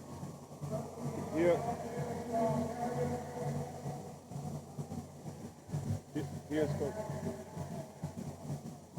And a new man in the ball game. That time, quarterbacking is now out. And so Jones comes back in. Did a great job of running what Oak Grove has had much success with. 2nd down and 5. Here's the snap, and Jones to throw. Jones is scrambling. He throws it and just flips it over the middle of the field. And that one is too high and incomplete. On this last play, Oak Grove, I think they went into the locker room. They've changed up some of their strategy on the defensive front in terms of keeping Jones in the pocket. Here you see the defenders up front keeping Jones inside the pocket, and this is what they have to do. The defensive backs are doing a good job at this time of covering the receivers, and this is what they have to do up front is contain Jones. The receiver fell down. It looked like interference at first glance, but he fell, and the ball was over his head. Here's a big charge in the backfield, and the quarterback just throws it out there. Jones does, and now we're going to have a flag thrown and intentional grounding coming up again against Jones and Fort Sulphur. Putnam did a great job. I think that Jones felt that he was going to be out in coverage, but he comes on a hard rush.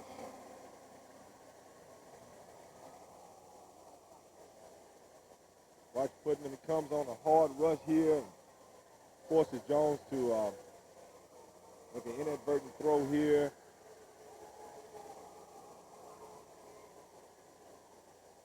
Which causes his team a penalty here.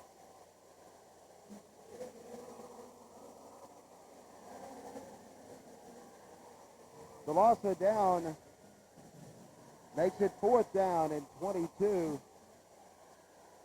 But no punt formation for the Broncos as Jones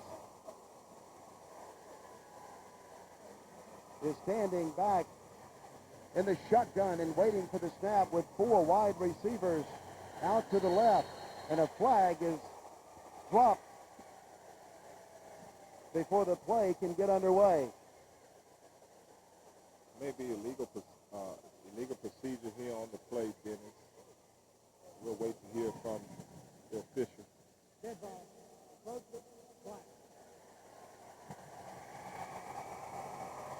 In the neutral zone. Dennis, if you watch the front 4 and 5 at times of Oak Grove, they're trying to get that head start. And the guy that was offside, number 41, Putnam, again. He's trying to get that rush on the tackle here and get upfield to try to apply some pressure on Jones to force him to do some things that he's not accustomed to doing. It's a fourth now in 17 situation. Makes it just a little bit easier for Port Sulphur. They went for it before. You know they'll go for it here from the 39. And once again, the same formation as Jones is back. He has 4 men out to the left, and he's looking over the middle and throwing the ball too high, trying to get it down there to Bartholomew. Oak Grove is held, and the Tigers will take over at their own 39. Dennis, I know we've had a ball game here today where 3rd and 15, 3rd and 20, and sweeping 1st and 30. But the guys have picked up the first down. But here you talk about a championship ball game. You're only down by 2 points. Let's think about field position here. You talk about making a guy march 80 yards versus right now we have a situation where he has to only go 61 yards to score a touchdown here or maybe get a field goal. In the first half, Port Sulphur had 9 penalties for 82 yards. No penalties on Oak Grove. There's a handoff, and look at Newman. There he goes, Eric T. flying to the end zone. Touchdown, Tigers. Dennis, and again, you have a situation here where Ragus could have had an opportunity to pick that guy up if he hadn't gone maybe 80 yards or 90 yards, and he just ran out of gas. But again, that's Eric Newman. He's a tough guy to run down anyway. Well, that time he took it straight up the middle. Great and play. Watch him accelerate right here and then just fly down the middle of the field to the end zone. A good look at him. He's getting acceleration every step. It's a touchdown for the Tigers. The extra point is up in the air, and it is good. It is 28 now for the Tigers, 19 for the Broncos, the Class 1A state championship game. And let's look at it one more time, and you see the big hole open up in the middle. Here you see that wing T type offense. Eric Newman comes up directly up the middle of the field for a great 60-plus yard run here. Look at those linemen up front. They're sealing off the blockers, and Eric does the rest. Well, they got a linebacker moving in the wrong direction, and Eric T. Newman took it to the house, 61 yards, a one-play drive with Coach Eric Randall from Southern Lab High School in Baton Rouge. I'm Dennis McCain. Rob Mushmack is down on the field, and there's the kickoff. Port Sulphur will start as they get the kickoff and run it back. Abney is the man who has the ball, and he's knocked down at the 24-yard line. That's where the Broncos will put it in play. Lancaster on the tackle. Dennis, let's take a look at the offense and defensive fronts for both teams. We talked at half about the platooning of where Oak Grove platoons, and a lot of kids from Port Sulphur go both ways. You would have to take a look at to see if the front line on both sides of the football are beginning to wear down. An electrifying run by Eric T. Newman from Oak Grove, 28-19. The Tigers lead it. The clock is ticked down to 6:09 to go, and a flag is being thrown, and the delay of game could be coming here against the Broncos. I think that's what it is, Dennis, delay of game. Dead ball, delay game. See, Jones had a receiver wide open. I think they came out with a little different formation, and Oak Grove was not exactly ready to line down and defend the Broncos on this last possession. And Jones took the delay of game. Well, you get a good look there at Vic Dalrymple, and before to look at him, you saw Crutchfield, Port Sulphur, from their own 19-yard line. Now with a man in motion, the shovel pass to that man across the 30 and out across the 35-yard line is Bartholomew, and he has a first down, or right at it, for Port Sulphur. Bartholomew picks up a plus 10 yards on this play. Great shuffle pass here. Guard pulls out and seals the block on the end. And Bartholomew makes a great run after the block that he receives up front. Lance Tyson hustled over to knock him out of bounds, but not before. Bartholomew had a first down at the 35. Jones again with a man in motion in the backfield by himself and wanting to throw, and he does throw it over the middle to a man who is open. Bartholomew inside the 20, inside the 10, in the end zone, touchdown towards Sulphur. An outstanding throw, Dennis. Just a post route down the middle of the field. Bartholomew catches the football off the fingertips and outruns the coverage.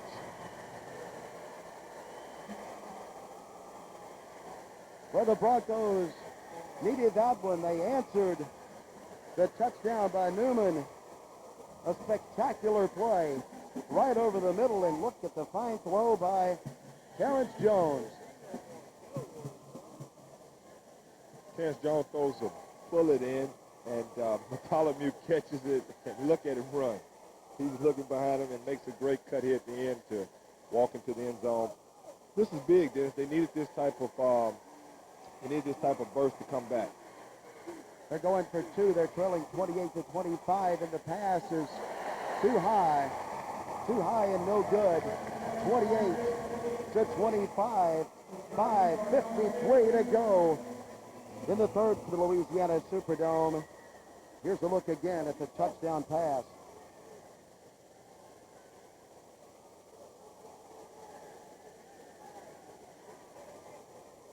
And a touchdown for the Broncos, and they cut the lead to 3. A good look at that a very fine player of Port Sulphur. 76-yard drive on 2 plays. A 65-yard TD pass. Jones to Bartholomew.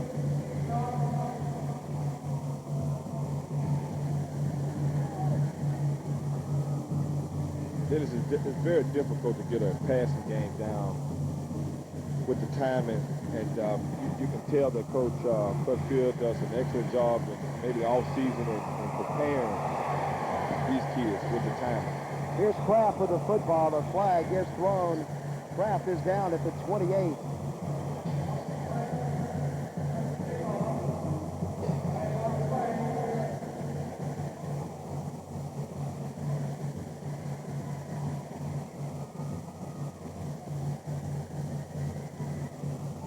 Holding, black on the run back, 15-yard penalty, first down. Correction, 10-yard penalty. A 10-yard penalty for holding on this play. It was Arthur Kraft with the ball, number 2. And the hold coming right about there. 10-yard penalty coming up on Oak Grove, and this is a very important series of downs because the Tigers still have the lead by 3. But Port Sulphur, you know, would love to dig in. I tell you, it's almost a clipping penalty there. Instead of having 10 yards marked off, you could have almost possibly had a 15-yard penalty assist. There's no need for that. Here's a pass coming, and a long one down the field and overthrown. Trying to get it out there to Montellis Kraft. Rollinson was, but the ball was overthrown and well covered. Great coverage on the play. Again, they're trying to go to Kraft to keep him involved. They've ran the ball successful all day. The last touchdown was a long run. And here you see Coach Dale Ripple mixing it up with a little play action pass, faking the dive in and trying to go deep, maybe catching the defensive backs falling asleep. Gerson Ragas was covering back there for the Port Sulphur Broncos. Second down and an option play, and they give it to Newman. They pitch it to him, and Newman is out for the 17, and he is very rudely knocked to the ground by a hard-charging Deidros out there. Great pursuit on the play. And this is how you arrive to the ball with a bad attitude right here. Good job by the cornerback and actually making the play.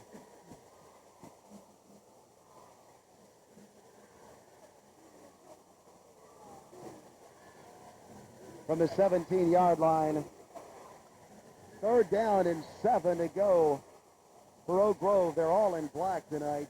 The Tigers in black headgear, black shirts, and black pants. Here's a throw to a receiver, Newman, that is wide of the mark and incomplete and into the bench of Oak Grove. And the Broncos have held. Joshua Mackey was defending back there. Mackey did a fine job of defending. Here you bring up a fourth down situation.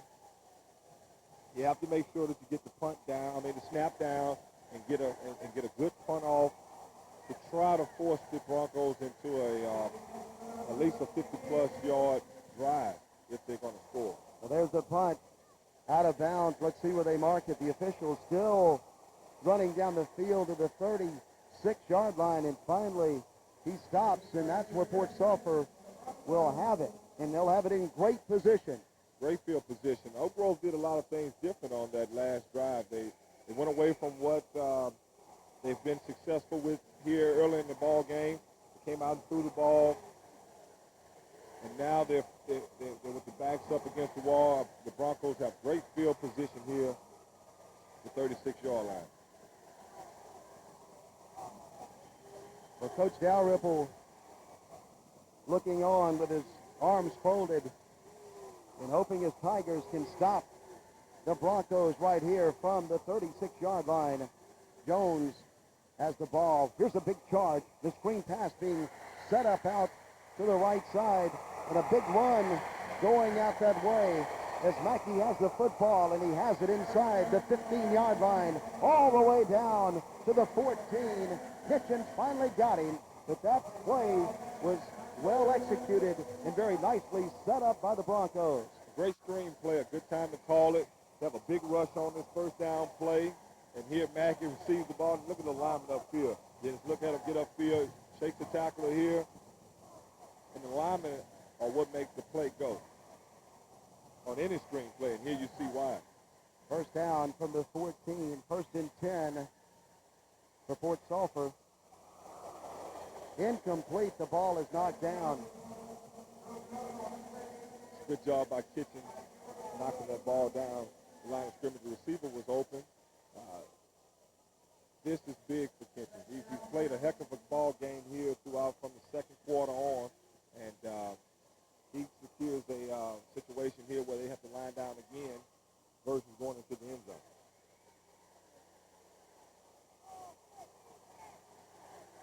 Well, it's a very tough-nosed football game being played in the trenches, and here's a quarterback draw developing, and it won't develop because on the tackle was Cagle. Warren Cagle stepped in there. He stayed at home, and he made the tackle. Cagle has stayed at home all day today. This is the second time that I can remember where he's defended the quarterback draw very, very well with a blocker on him. So you see him comes off the block and makes the tackle on Jones.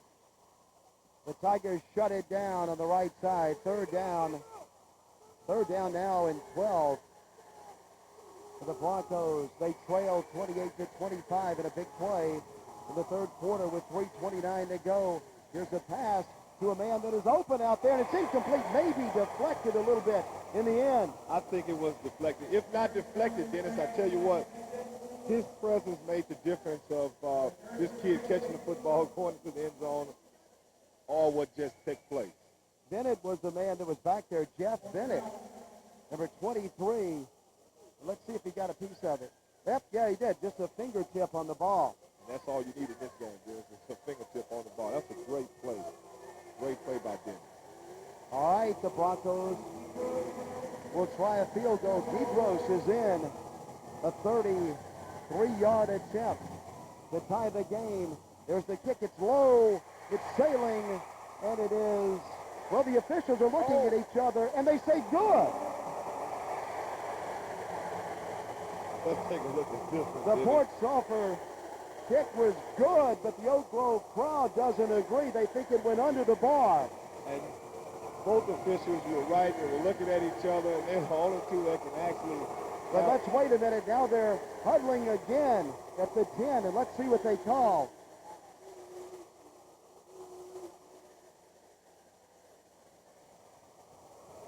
That's good. It is good, and a great call by the official. My goodness, how close was that when he was coming down? Look at them look at each other. And we have tremendous officials in the state of Louisiana, and both agree it's good, and that's the way you do it. You talk it over. Right, you talk it over. They looked at each other. They conferenced a second about it before they made a quick call.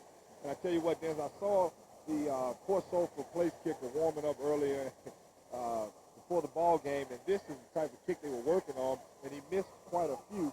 But this is why we have warm-up periods where you can work on those things that you expect, those situations where you expect to be in during the game. And we have a tied ball game here with 3:16 in the third game.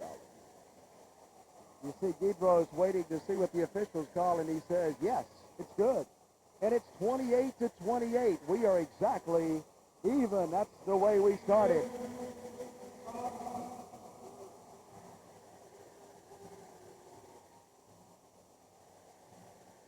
.316 to go. There's the kickoff. And there's Kraft with it. He's out of bounds. The 23, Rob Luchnack said he had a great view of it, and it barely cleared the bar. Less than a foot, but good, and it ties the game. Talk about this, that 3 points is big, Dennis. You tie the ball game up, and it was a heck of a kick. Just cleared the crossbar, and we have an all-time ball game right now, 28-28. Ragus made the tackle on the kickoff. First down for the Tigers. The Oak Grove Tigers in from North Louisiana. And with the football with 3:10 to go in the third quarter, here's the option play. Newman with it. Newman's looking for running room. Newman is out to the 31. Ragus has him just over the 30-yard line. A gain on first down of about 7 yards. Now Oak Grove is going back to what they're a little bit more comfortable with here. Rollins does a good job of reading the option, and Eric turns up the football, gets north and south pretty well here. Great pickup, brings up about 2nd and 4. But Reagan does a fine open field tackle. Second down and 3, and a handoff and a plunge by Sullivan. First down. Manuel makes the tackle, but Sullivan has a Tiger first down. That's that inside, outside, 1-2 punch by the Oak Grove offensive unit here. And you see those linemen opening up holes for those running backs to run through. Well, a new man hustles into the game for the Tigers. Number 5, Henderson, is in there now. Newman. Here's the back that is getting the football, looking for running room, but he can't find it. Nothing there on first down. Of course, Sulphur front 5 did a good job of clogging up the hole, giving the running back Newman no place to go. Second down. He did get 2 on the play. You see the front wall of the defensive line of Port Sulphur making the tackle. Led in there by several tacklers, including Joseph Henry, number 63. Second down and a long 7. There's the pitch to Newman. Newman to the outside. Newman's trying to get a first down, and he's right at the sticks. Dennis, this is a counter option, which catches the weak side defensive end off guard here. Rollins takes it to the end, does a fine job, and Eric Newman picks up a good gain on second down. Well, they say he stepped out of bounds I think it's gonna about be a one short. short of the stick. Mackey escorted him out of bounds. Third down and 1.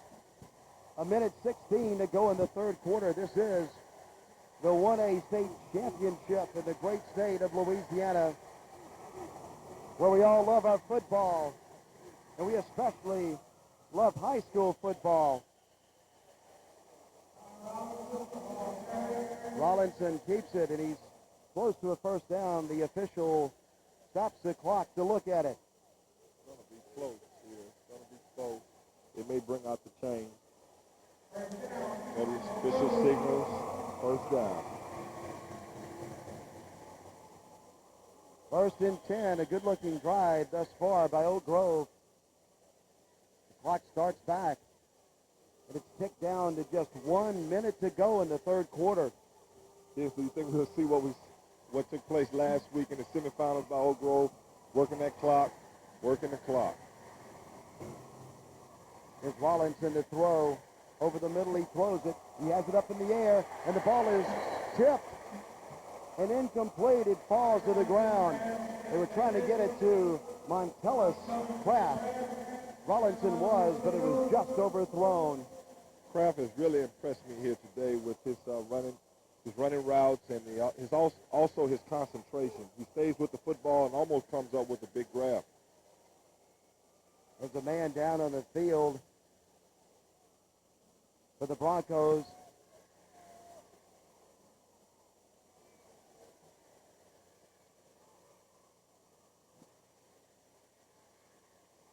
A big loss for the defensive line for Port Sulphur. Let's see what Coach Dalrymple does on this next play in terms of maybe going to that same place where Bartholomew left. Here's a big charge and a roll to the right and a pass down the field that is overthrown. But Rollinson did a good job that time, Coach, in rolling out and throwing the ball away and avoiding a sack. I think we're going to pick up a penalty here on the play. We may have an ineligible receiver downfield. When you run the shuffle pass, it's a pass that's thrown behind the line of scrimmage, and your lineman can go downfield in that case. But here you throw a forward pass, and you talk about we had several linemen down the field. That's what we have. Declined.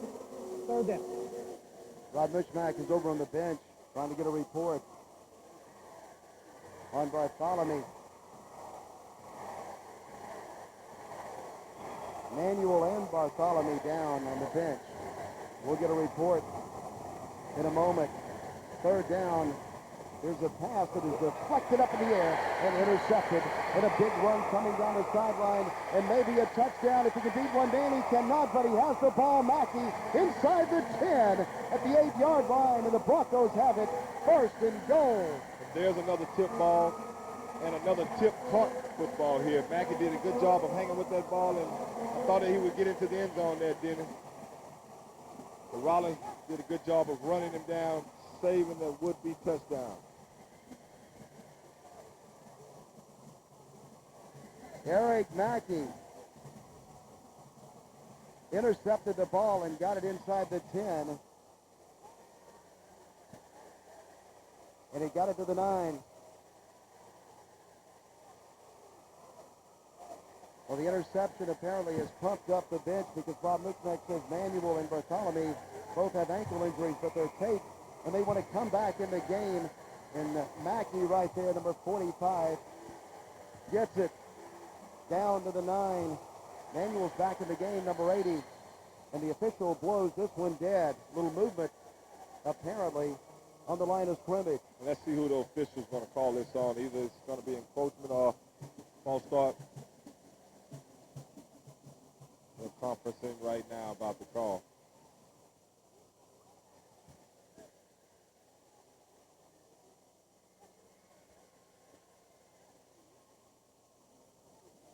Dead ball. Encroachment. Defense.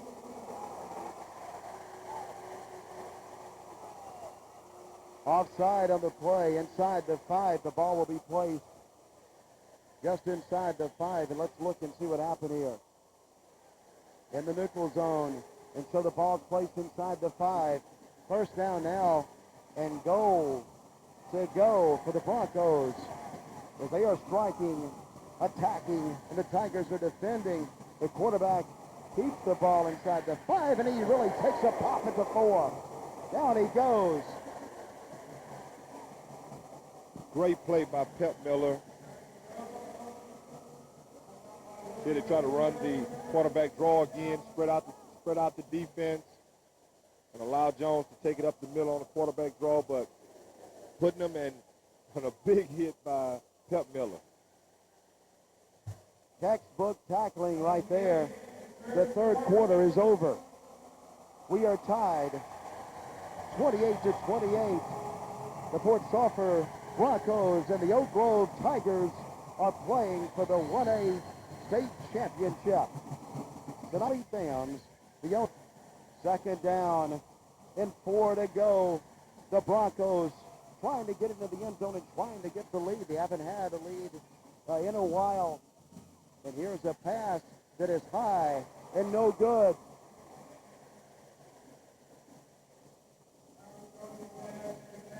Terrence Jones passed a little bit high on the play. He had a receiver open here on this last play. Michael Manuel. Talk about ankle injuries. You're playing on this type of surface, you're going to have those type of injuries.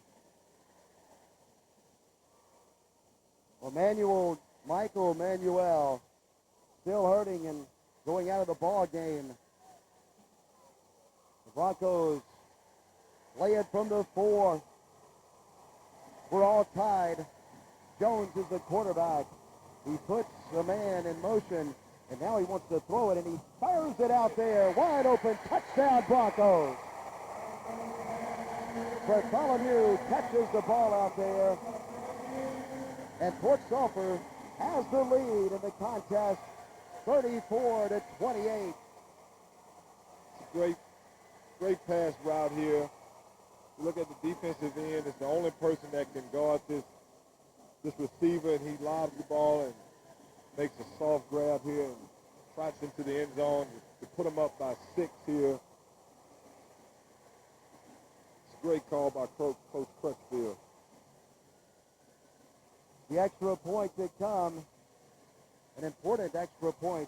Gross is going to kick it, and there's a fake and a pitch and a pass and incomplete and no good in the end zone. The 2-point conversion doesn't work, but the Broncos have a 6-point lead, 34-28, 11:49 to go in the Superdome. To Bartholomew.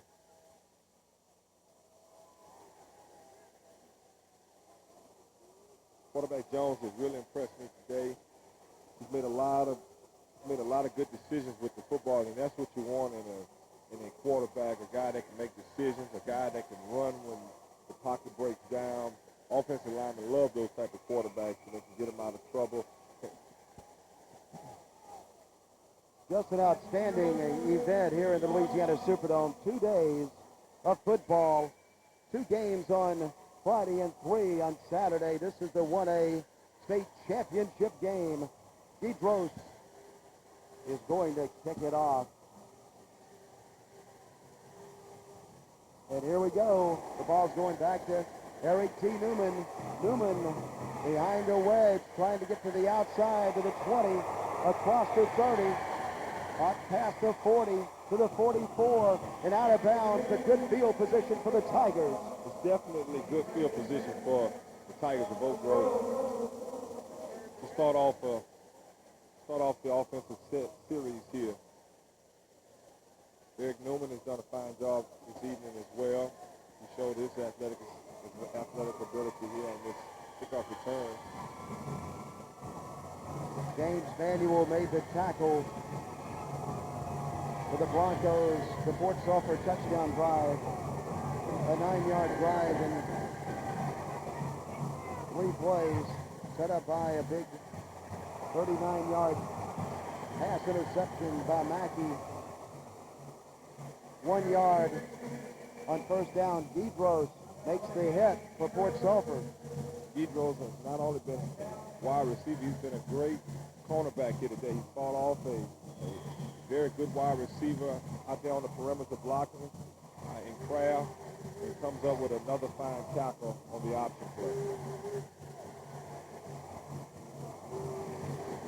Kyle Rollinson is the quarterback of Oak Grove, calling his cadence now at the 45 and handing off right ahead in a fast developing play right up the middle. Sullivan just plunges right up the middle and goes across midfield. Oak Grove is using that big line up they have up front to try to open up some holes. Sullivan did a fine job of running hard. He could have kept his feet. I think he could have picked up a few more yards, but that was a great run on second down. Third down and 3. 10:25 to go as you see the clock. We are in the fourth quarter. There's Sullivan again. The Broncos grab him and they pull him. They won't let him go. He might get about a yard, but that won't be a first down. They'll still need 2 on fourth down. And decision time for the Tigers. Definitely. Coach Dalrymple has been in this situation many times in the same type of game, and he's going to make the right decision here in terms of putting his team in a good position to be successful. Leo Bartholomew and Kelvin Sullivan grabbed Drew Sullivan and pulled him down. And Vic Dalrymple says, go for it, Tigers, or at least they line up to go for it on 4th and 2. Let's see what they do. They will go, and there is a pitch out to Newman. Can he get it? He does. He makes the corner, and he gets down to about the 40. That's a first down for the Tigers. Good read by Rollins and a nice hard run by Eric Newman. This is why he's All-State for the last 2 years. He's just a great runner. This is my first time getting an opportunity to see him run, and he's done an outstanding job here today. Gebros and Manuel made the tackle, and now Eric T. Newman is limping. He comes back to the huddle. Still limping as he breaks the huddle, and he did a good job breaking this tackle right here and getting the first down. There's Sullivan.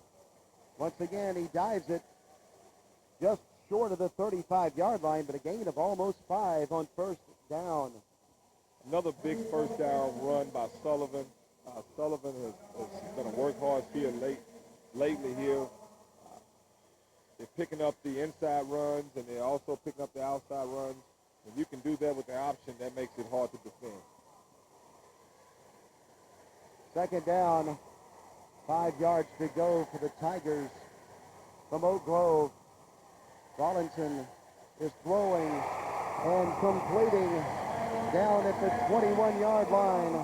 Number 1, Montavious Kraft made the catch, and Regis made the tackle, but not before Kraft could get the ball and get a first down just short of the 20. They put it at the 21.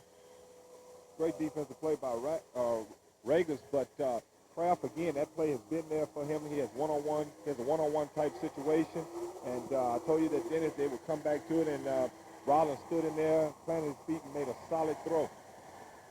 First down for the Tigers. Here's the pitch to Newman. Can he get to the outside? He gets back to the line of scrimmage, but that's it, and now a flag flies in. Flag comes in late. It's going to be interesting to see what this call is on the play. Bartholomew made the tackle. Rob Mushmak is on the field. Eric Randall, the fine coach of Southern Lab, Flipping, black. is with me in the box. I'm Dennis McCain. There's a clip. The clip is on the Tigers. They'll bring up a tough situation here for the Tigers.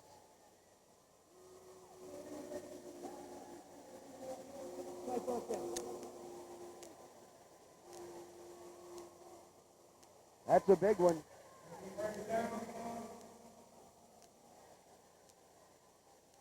Still first down, but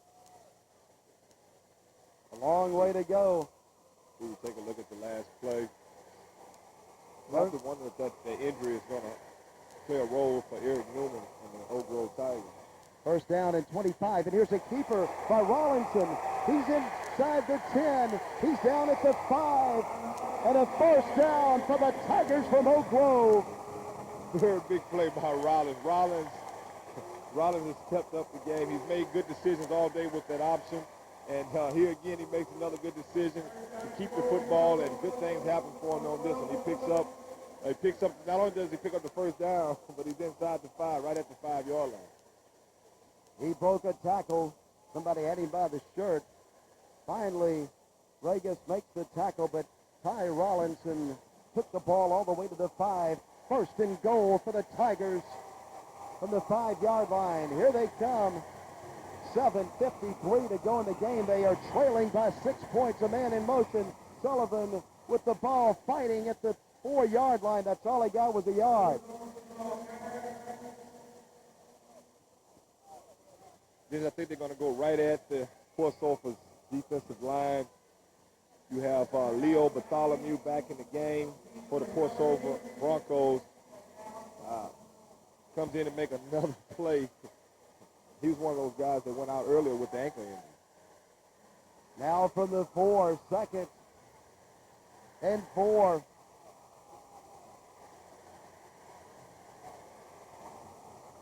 Rollinson, a man in motion. And then pitching to Newman. Newman at the 1 and down. Just over a yard short of the goal line. Newman did a good job of fighting hard. He had some great blocking going on out there in front of him. I tell you, that option is a lethal offense, but you have the exchange of the ball being pitched to the tailback, and they do a good job of not causing a lot of fumbles. I mean, turning the football over with that pitch. 3rd down, just inside the 2. Michael Manuel and Gross made the tackle. Here we go, 3rd, a yard and a half to go, and the ball maybe on the ground, and now it's still loose in the end zone. A touchdown for the Tigers. Somebody got the football underneath. The official threw his arms up in the air, and he says, Oak Grove, you have a touchdown. And that is big. That is very big. 73 got on the ball. Kyle Kitchens. Watch him get on it here. This is a lineman's dream right here. In the state championship game, it's the final game of the season, and your offensive line, Kyle Kitchens makes an excellent play of. The extra point is up. It's good. The Oak Grove Tigers have grabbed the lead. We have a great one going. A classic. 35-34. Kitchens, look at him. The young man with a big play. Look at it again. The ball is dropped and then kicked into the end zone and is just there. But look at Kitchens dive in, and the young man from Oak Grove reached out and grabbed it, and he pulled it to his chest. And he got a touchdown for the Tigers. And then Willie Pepmiller came in the game and kicked the extra point. And Pepmiller has given the Tigers a 35-34 lead. And now they'll kick off to the Broncos. Well, there he goes down the field, and it goes way back. And it's returned out to the 21-yard line. Bartholomew has the ball. He's down. Port Sulphur has it, and they will play it after Bennett makes the tackle at their own 22-yard line. 46 yards on the touchdown drive. 10 plays that time by Oak Grove. Fumble recovered in the end zone. Kitchens reached out. He got it, and he puts his Tigers up 35-34. And that is the exact view that Coach Dalrymple has as he watches his defense and he watches a flag fly in the air. Dennis may have illegal substitution anytime you run.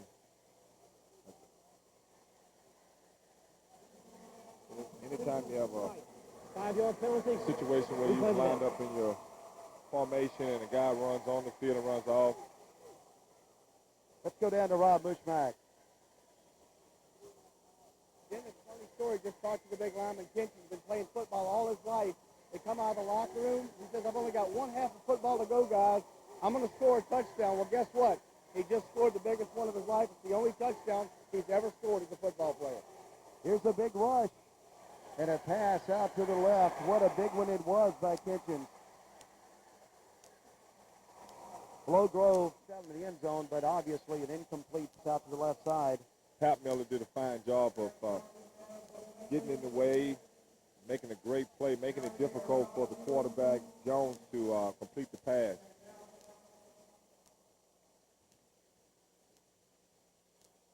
Second down, as you look at it again, there's the incompletion just high and can't be caught by Bartholomew. Second down,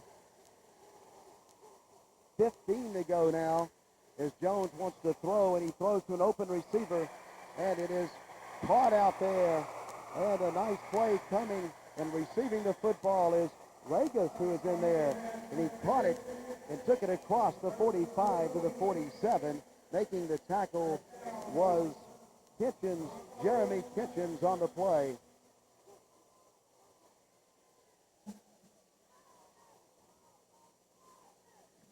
So you see Jones sets his feet.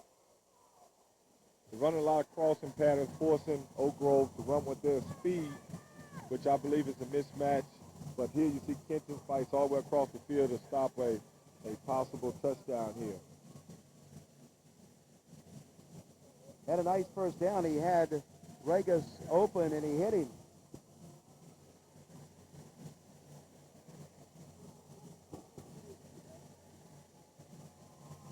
An injury down on the field. Looks like maybe the right knee there. Following through, and that's what you have to do. This is why he's thrown for over 3,000 yards, and he's possibly all-state selection at the quarterback position in 1A. Let's see what he does here. He wants another screen, and he has it out there, and he has it complete to Mackey. And Mackey is fighting his way inside the 45, down to the 42. That's another first down for the Broncos. Another first down. 2 consecutive first downs. They've gone for screen plays to be the big hitter. They're rushing big on first down. Coach Crutchfield and his staff, I think, have picked that up, and they've done a pretty good job of picking up great yards on first down.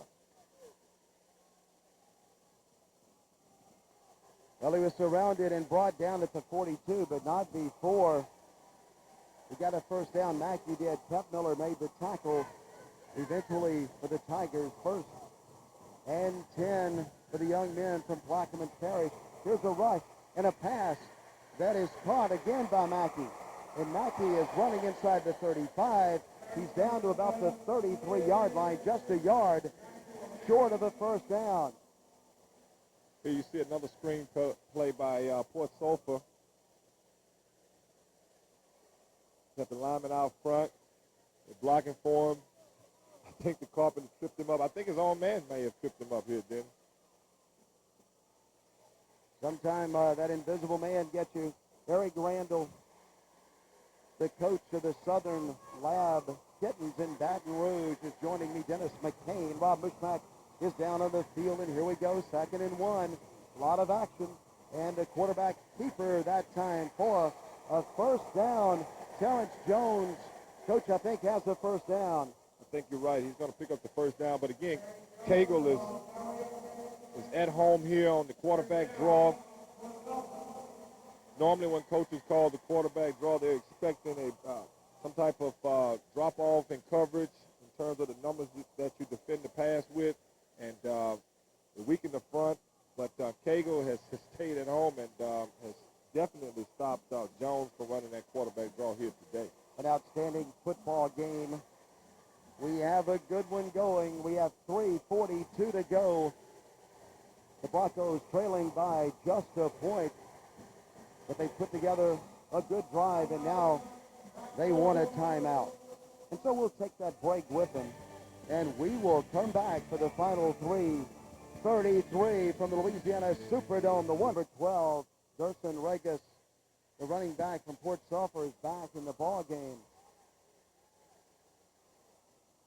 And Mackey's in there, number 6.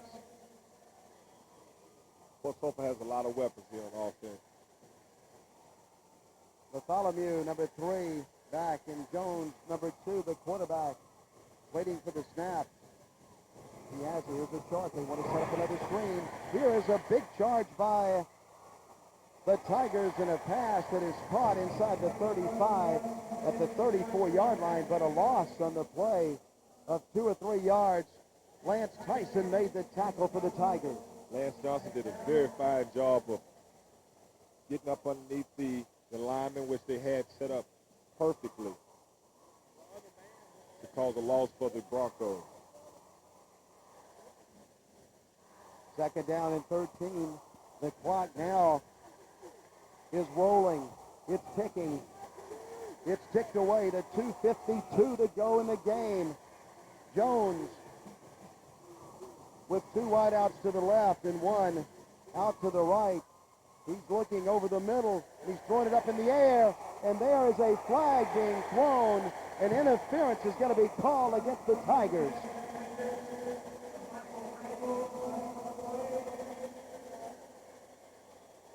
Dennis, that was definitely pass interference. The defender has to look back for the football, and here you see the defender Pass just interference on Black, 15-yard penalty, and automatic first down.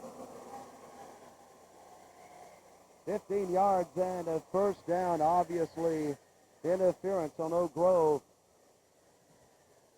Yes, you have to at least make an effort to go for the ball and not just to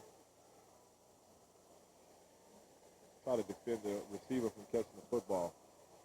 Well, the ball is placed at the 19. And Coach Crutchfield urging his team on from the 19. A nice drive by the Broncos using clock and still moving. And now movement in the line. Going to have encroachment here on the play. Dead ball, encroachment, Black. Offside. That sets up a 1st and 5. Coach Vic Dalrymple shouting out instructions to his defense, urging them to hold the Broncos and preserve that 1-point lead. The Broncos, though, Coach, in a great situation here on 1st and 5. A number of options. They'll put a wide out to the right, and there's a fumble on the ground. The Jones jumped on it. No gain, but the Broncos keep the football. Jones did a fine job of staying with the football. You talk about these kids, both teams wants to win. They want to win this 1A state champion football game here today. And they're getting a little bit anxious. You saw on the other end, Oak Grove fumbled the snap. And here you see another center quarterback exchange the fumble. Oak Grove clinging to a 1-point lead.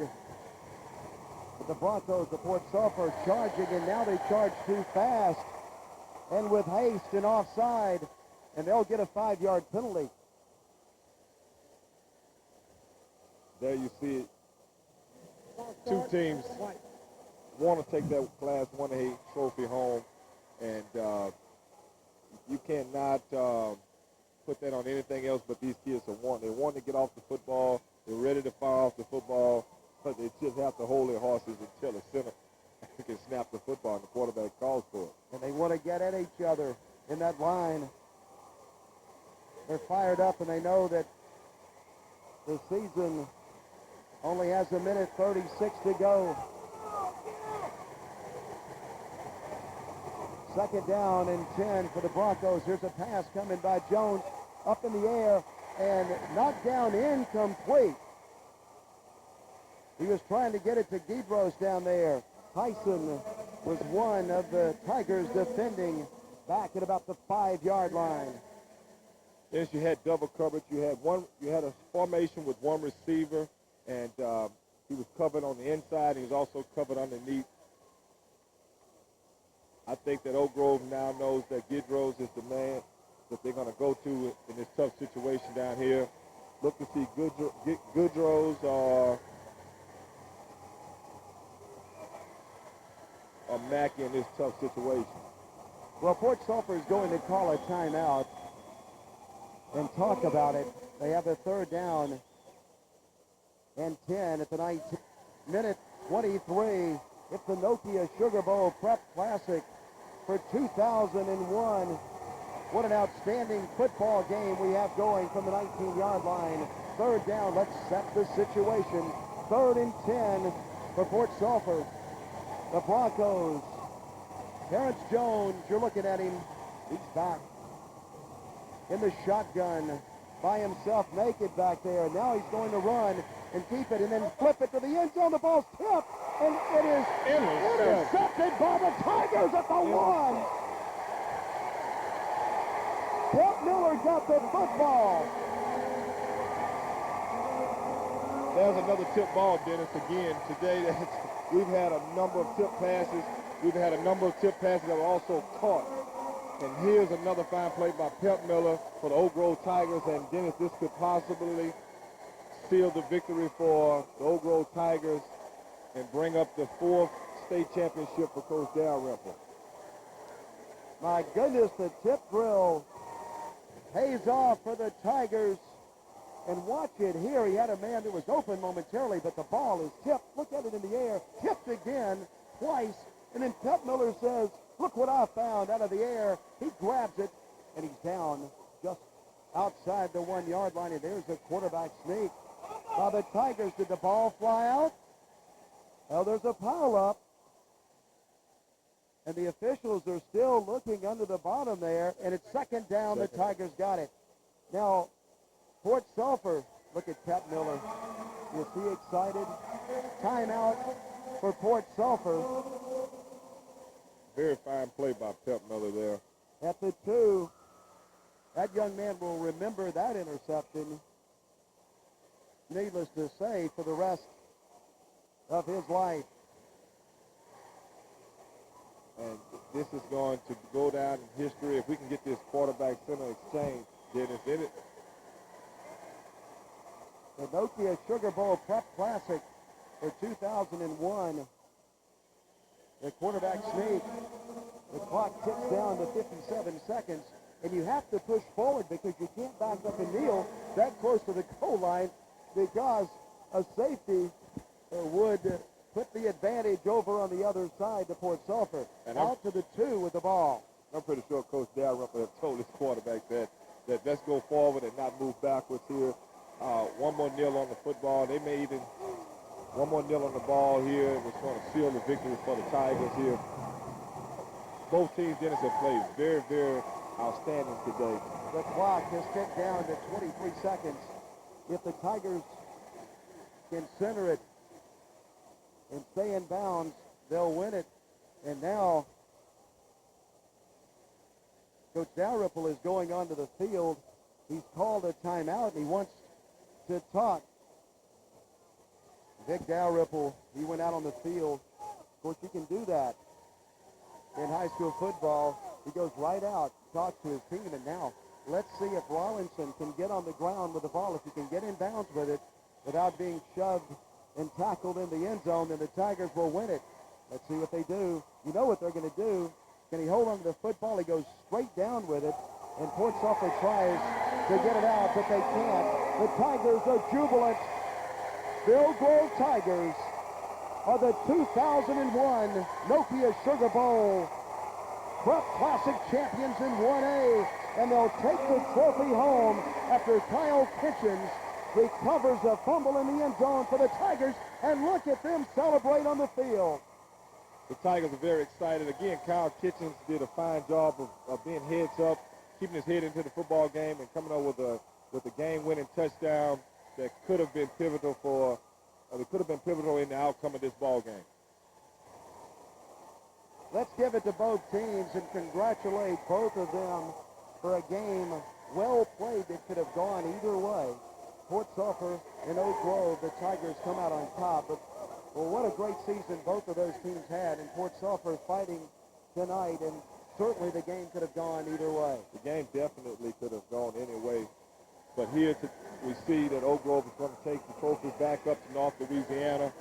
But again, Port Sulphur did a fine job. They have a great quarterback in Terrence Jones. They have some great players, some defensive players. Manuel, Bartholomew, you're talking about Mackey. Here you see Coach Crutchfield. He has nothing to hold his head down about. His kids played hard. You can tell he put a lot into this season. And even when you come up a little short, you have to look back at all the positives and say, hey, it was a successful season, but we just didn't walk away with the championship trophy. Well, that's Rollinson, the quarterback. Association would like to thank State Farm Insurance and its Louisiana agents for sponsoring all state championship trophies and awards.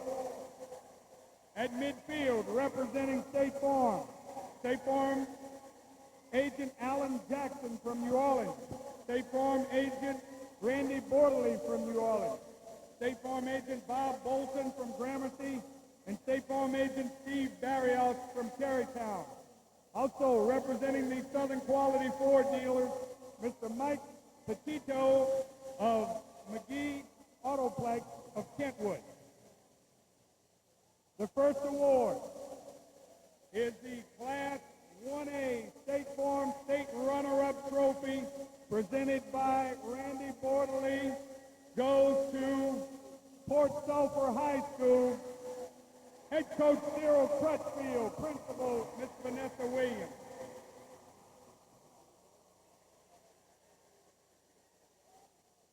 For the Port Sulphur Broncos, your Class 1A 2001 State Runner-Up. The next award is the State Farm Outstanding Player Award for Port Sulphur Official Game Ball, presented by the Southern Quality Ford dealers.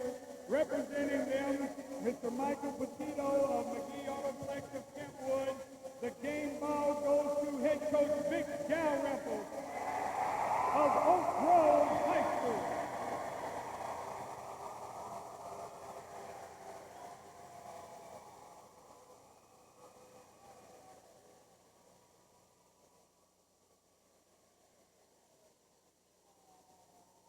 The next award is the State Farm Outstanding Player Award for Oak Grove High School, that's selected by the working media.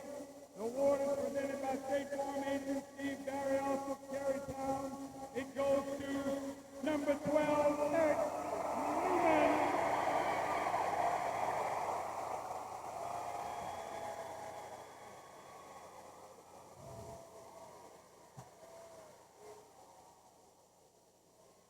And the final award, presented by State Farm agent Bob Bolton of Gramercy, is the State Farm LHSAA Class 1A State Championship Trophy to Oak Grove High School. Head coach Vic Dalrymple, principal Mr. Kent Davis.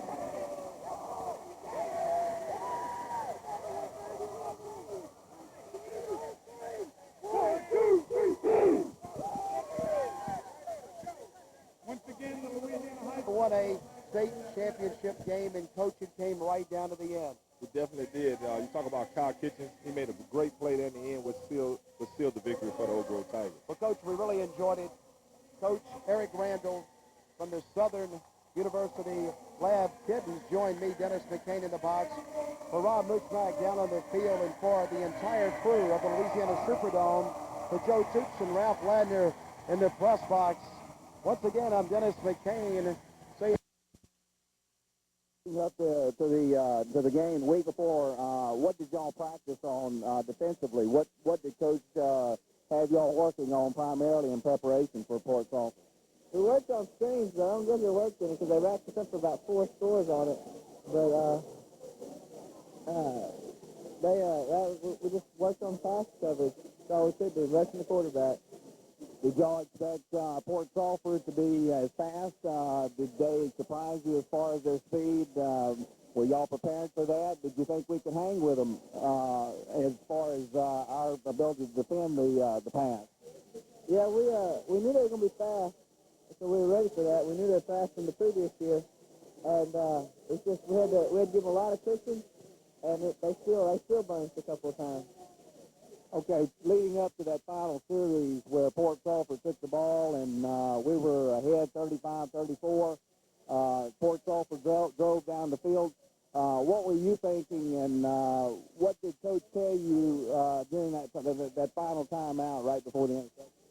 Well, he told me that previous play I made a pass interference call. I got a pass interference call. I got burnt and had to get a penalty to keep the guy from catching the ball. And he told me if I didn't make a play, then they was going to end up just laying down and giving the game to him. And then Coach sent out Eric T, and he gave us all a little bit more confidence. And we all just made plays, and the ball bounced our way, and we got it. Describe that final play where the ball was thrown. Jones went back to throw a third down, from the 19. Jones went back to throw. He threw it over the middle. Describe what happened in that final play. Well, he was going to throw to Leo Bartholomew, and our other safety, Brandon Johnson, took him out of the play. They ran into each other, and so he ended up going to throw to anybody, and the tight end just happened to be coming across the middle, but Jeff Bennett jumped up and took the ball up in the air, and when he did that, the tight end almost grabbed it, but then Lance Tyson knocked it up, batted it up, and it landed right in my hand. In addition to the big interception, you were 5 for 5 in extra point conversions. How big was that in the final tally? I guess it ended up being pretty big since we only won by 1 point. But you got to score before you can get your extra point, so I guess it was all up to AT and top. What was it like playing in the Superdome this time, and how do you compare this championship victory with the 99 championship? To me, it doesn't compare at all because in 99, all I was a kicker. This year, I got to play defense and actually determine what the outcome of the game was going to be. So to me, it was a lot more special and a lot more intense. Any other thoughts about the game or the experience? No, not really. Just I hope these guys can go back next year and get another one. What would you say to younger guys coming up, the ones that maybe didn't get a chance to play this time? Stay in the weight room and keep lifting weights and make sure that you do what Coach tells you to. The game MVP carried the ball how many times for how many yards? I think I carried the ball 13 times for like 185. And 330 yards, all-purpose yards, receiving, kick returns, pass receptions. You had one pass reception for how many yards? I think I had a reception. The first touchdown was like 58 yards, something like that. Going into this game with Port Sulphur, of course, we knew that Port Sulphur was a big play team, and they proved that they could make big plays. What did Coach work with y'all primarily on leading up that week to the game with Port Sulphur? Well, basically what we was going to try to do, we was going to try to keep ball control, keep them off offense, you know, and try to wear out the defense because we couldn't run with them. And it was a half a 2 steps faster on the carpet. So we was going to try to keep the ball, but it didn't work out that way. And in fact, instead of Port Sulphur being a big play team, Oak Grove wound up being a big play, and you had a big part in each of those big plays. In the first quarter, you broke a long run for 60-something yards for a touchdown to open up the scoring for Oak Grove. Then you came back in the second quarter and had another big play for a touchdown. The third quarter, you had a reception, I believe, for a big play for a touchdown. And then in the fourth quarter, on 4th and 2, you made a big play for 8 yards to keep the drive going that led to the final score. So, in fact, you wound up contributing more in big plays than what, instead of us having big plays on us. But then Port Sulphur also had big plays. Did they surprise you in any way? Were they the team you expected them to be as far as their speed and their ability to throw the ball?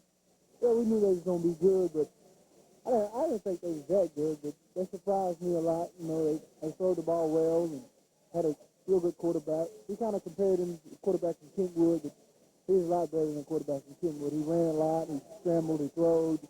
We try to send everybody at him and try to get him uncomfortable without throwing the ball. So pretty much it worked most of the time, but, you know, he completed a lot of passes. We held on at the end, and we pulled the game out.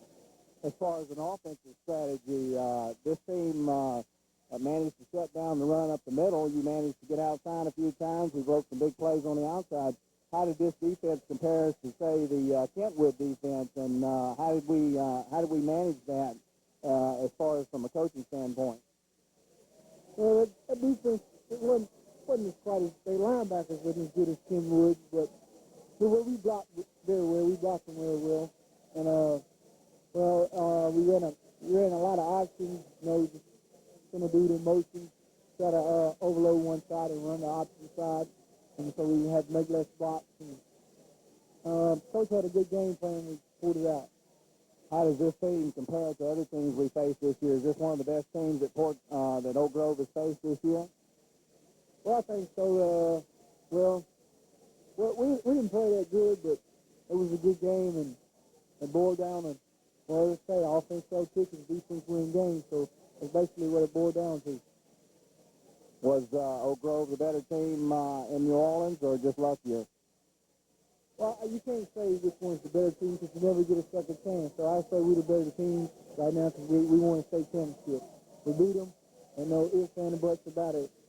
So if it boils down, we're number one, and they're number two, so that's what it always counts. Going into this year, did you have any expectations that you could help lead this Oak Grove team to a state championship? Did you expect to be in the finals in New Orleans on December the 7th when this season started? Oh, yeah, it boiled down when we beat Farmville in the third week. We knew we could be a pretty good team. Actually, we didn't play that good against Farmville, and we beat them by a point. So if we do more stuff right, we got a whole lot better during the season, and everything else took care of itself. What's the future holds for Eric Newman? You have plans for attending college, trying to play some football. What you got on your mind for the future? I'll probably go play some ball somewhere. I'm undecided right now. I'm just kind of laying back, relaxing, enjoying the state championship right now.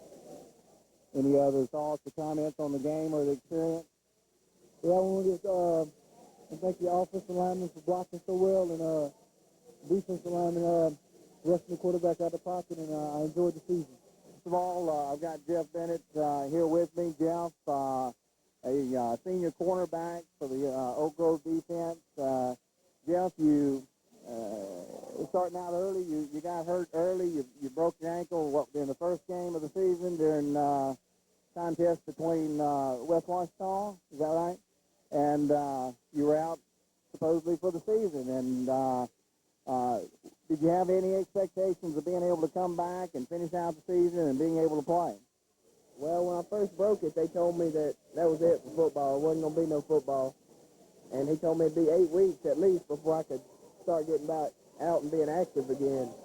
And I did exactly what he told me, stayed off of it as much as possible, and just hoped I could be back for any game in the playoffs. It didn't matter.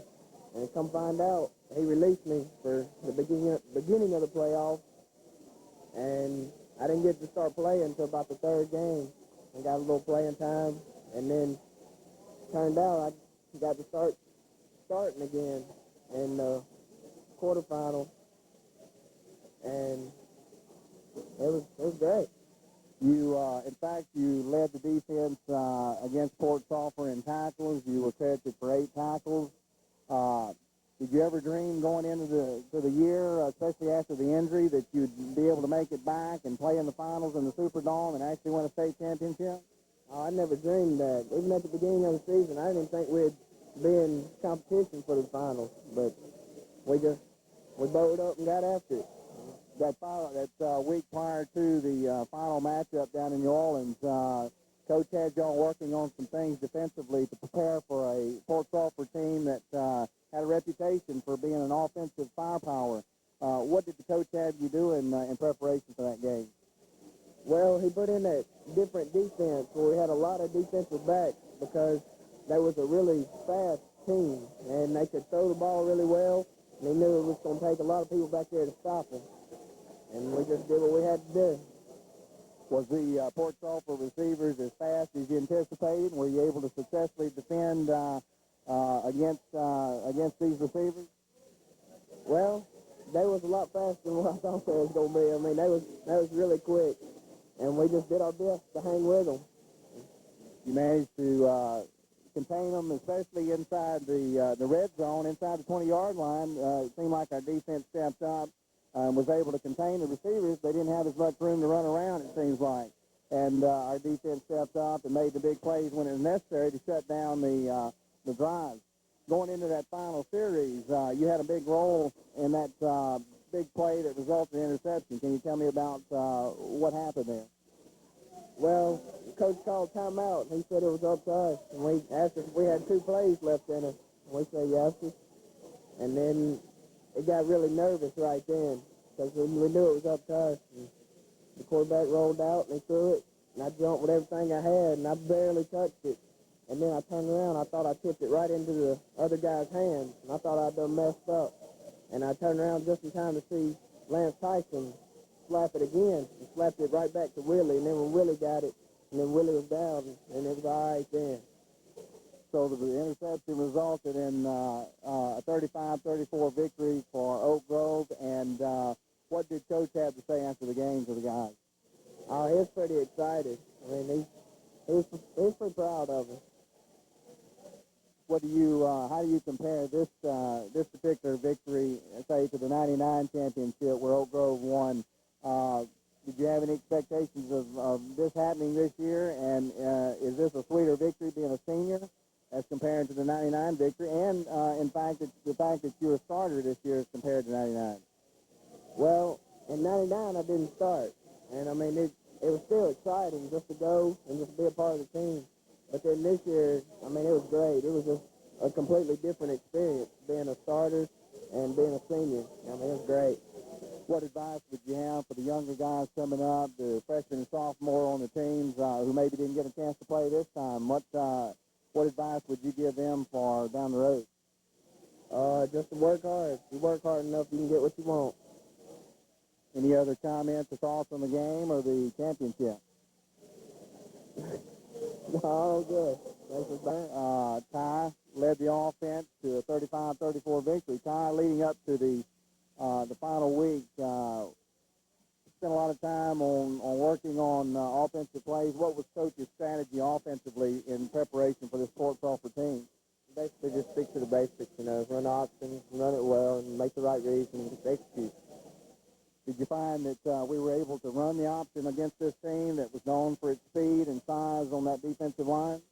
Yes, sir. Their speed gets a little bit slow, but we were fairly successful with it. One thing we noticed from the statistics, we weren't able to really run the ball up the middle. We made a few big plays outside, optioning out to Eric, and then you made one big run there, that final drive leading up to the game-winning touchdown. But we had difficulty running up the middle. Did the defensive line pose any problem as compared to maybe some of the other teams we faced this year? Not really. We didn't run up the middle as much, really. We didn't have many attempts up the middle as we usually do, but we ran fairly successful. Not nearly as successful as we have been, but we ran pretty successful up the middle. Did you feel like going into this game that we'd be able to put 35 points on the board against this team? Definitely so. We've done it all season. I didn't think they were going to stop us this time. Tell me about the final drive. We were down a touchdown, 6 points, and on 4th and 2, Eric managed to pick up a critical first down on an 8-yard run. That followed your big run, 31-yard run to the 5-yard line, I believe. Tell me about the tackle there, and you come up with your helmet off, and what was going through your mind at that point? Well, prior to that, we had a big clipping penalty, and went over and told Coach, we had a play, fake into the fullback, and then I keep it and do a little cross blocking there, and I come in between the guard and the tackle. And we hadn't run that play all the night, and I said, Coach, can we get it right quick, and I think we can score on it. And he said, yeah, that'd be good. We need a big play right about now. So we ran it, and motions were going high, and it happened. So we got down to the 5-yard line, and then first and goal, we unable to penetrate the end zone. And tell us about the fumble. Well, it was the same play that I got to the 5 on, except we had motion called. And he came in motion, and before I said hut, the snap came, and it really didn't get to me. It came on his fingertips, and didn't really get it, but thank goodness we recovered that thing. After we intercepted the ball on the final drive from Fort Sulphur, we took over first down on the 1-yard line. Was you able to relax at that point? No, sir, not at all. We had to stay up tight and get our blocks and protect the ball and go down with it carefully. Was this team as tough as you anticipate going into the game? And was this the best team that Oak Grove faced this year? Definitely so. All through offense, defense, special teams, and everything, they were the best team we've ever played. What plans do you have now as far as your future in sports? Do you see football as a possibility down the road? Probably not. I'm going to play baseball and hopefully go on to college and play baseball for a while. So now you get into baseball. When does that start, and what's your expectations for baseball this year? We started right away, and as always, win state. That's the only thing we have to do here. Any other thoughts about the year, the game, the state championship, and this team, and or the coaching? This is great. I mean, this is all you dream about right here. Going and win state title in the dome. Couldn't get any better. Coach Vic Dalrymple here, the coach for the Class 1A state championship, Oak Grove Tigers. Coach, we talked a little bit to the players about preparation leading up to this game with Port Sulphur. Can you give us a little insight as to what the team worked on leading up, what you're concerned about from this team, and what you spent majority of your time preparing for? Well, the information that we got from the tape turned out to be extremely accurate. We felt like they were just as athletic as Kentwood was, but they did a whole lot more things offensively, which was going to create some problems as far as the package. So we worked around there and got the packages close to what we had at Kentwood because we did such a good job there. I didn't want to try to put in a lot of new stuff because I knew there was going to be a little bit wired and tensed up and everything. But as it worked out, it was just that case. I mean, we was going after them with all hands in the cook, and they was running around there scoring. And anytime you got a little opening where they make a catch with some ground, we knew we had problems because they had so much speed. But now the offensive game plan went backwards from what we thought. We felt like we had to keep the ball, 33 to 35 minutes and have long, sustained drives and keep it out of their hands. But what ended up happening, they kept it longer. We weren't able to get it out of their hands, so then it forced us into doing some things to get big plays. And luckily enough, we've been practicing these things for, about 6 weeks, various little things to try to get big plays. And then we made a few little minor adjustments in our normal offense to try to give us a little better matchup there. So, bottom line, we ended up getting the plays when we had to have them. Now, I thought we really left something on the table twice. I thought we could have got in down there twice and really helped our cause, especially after the onside, right after the half. That would have been a real big deal, but it didn't work out. And, of course, if we'd have got up more than, in that 10 points in that span there, it wouldn't have been as fun for the fans. We wanted to make sure we didn't, get to the point where folks didn't enjoy themselves. We wanted them to be really keyed into the ball game. Tongue in cheek. Yeah, well, I think the fans got their money's worth for sure. We knew that Port Sulphur had speed. We also knew that particularly our defensive secondary lacked speed. Just how well or how poorly did we match up against this team? And you talked a little bit about some of the things, the adjustments that were made to counter that. How did we match up, and what was your biggest concern, and what did we do both offensively and defensively to counter some of the mismatches? Well, the best receiver was number 28. He was 6'5" and probably run a 4.5. All right. We thought we needed Lance on him because of the height, and kind of like the same way we did 18 last week. But they had 40-something sets that we started in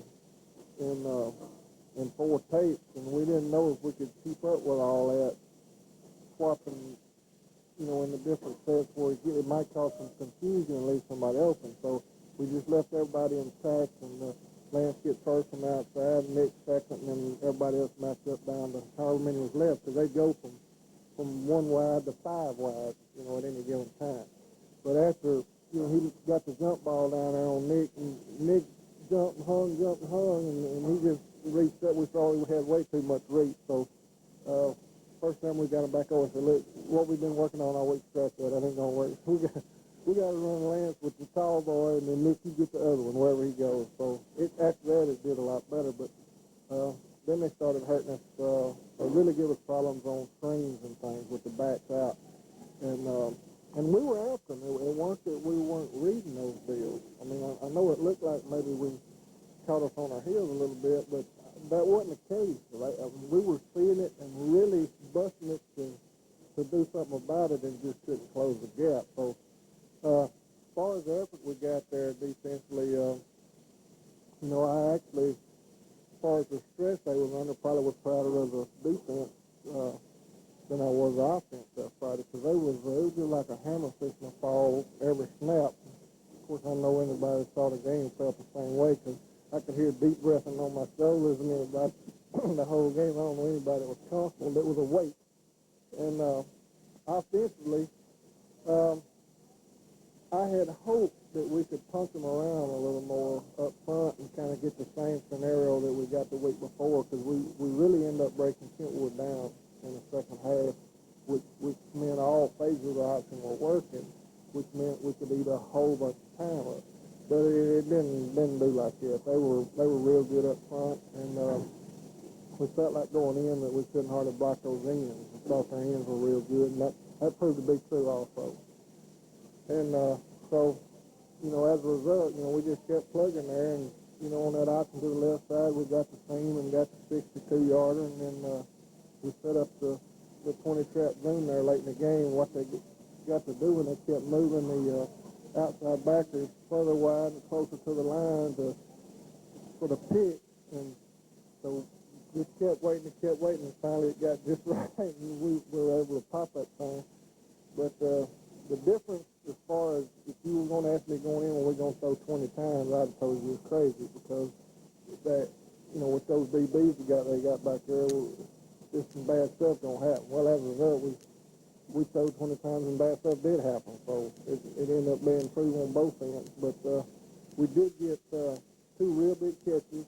Well, actually three. Montella's had two big catches, one for a score, and then Eric catches that end-around pass deal, makes a good catch, and gets in the first drive, which was a real big deal at that time, because those Broncos they were ready to pounce, and that took, made them sit back just for a minute and think. That was a real handy situation. So, on those stretch and claw games like that, it just boils down to making a play at the right time. And we sat there all night, and we probably tipped 4 or 5 balls, and they catch them and tear out with them, and then get that right down to the lick law, and we get actually one that tipped twice and batted out of the end zone, and we end up with it. So, I guess the lower averages, caught up, and we finally got it to swing there and bounce in our favor, and we're so glad to get it at that time.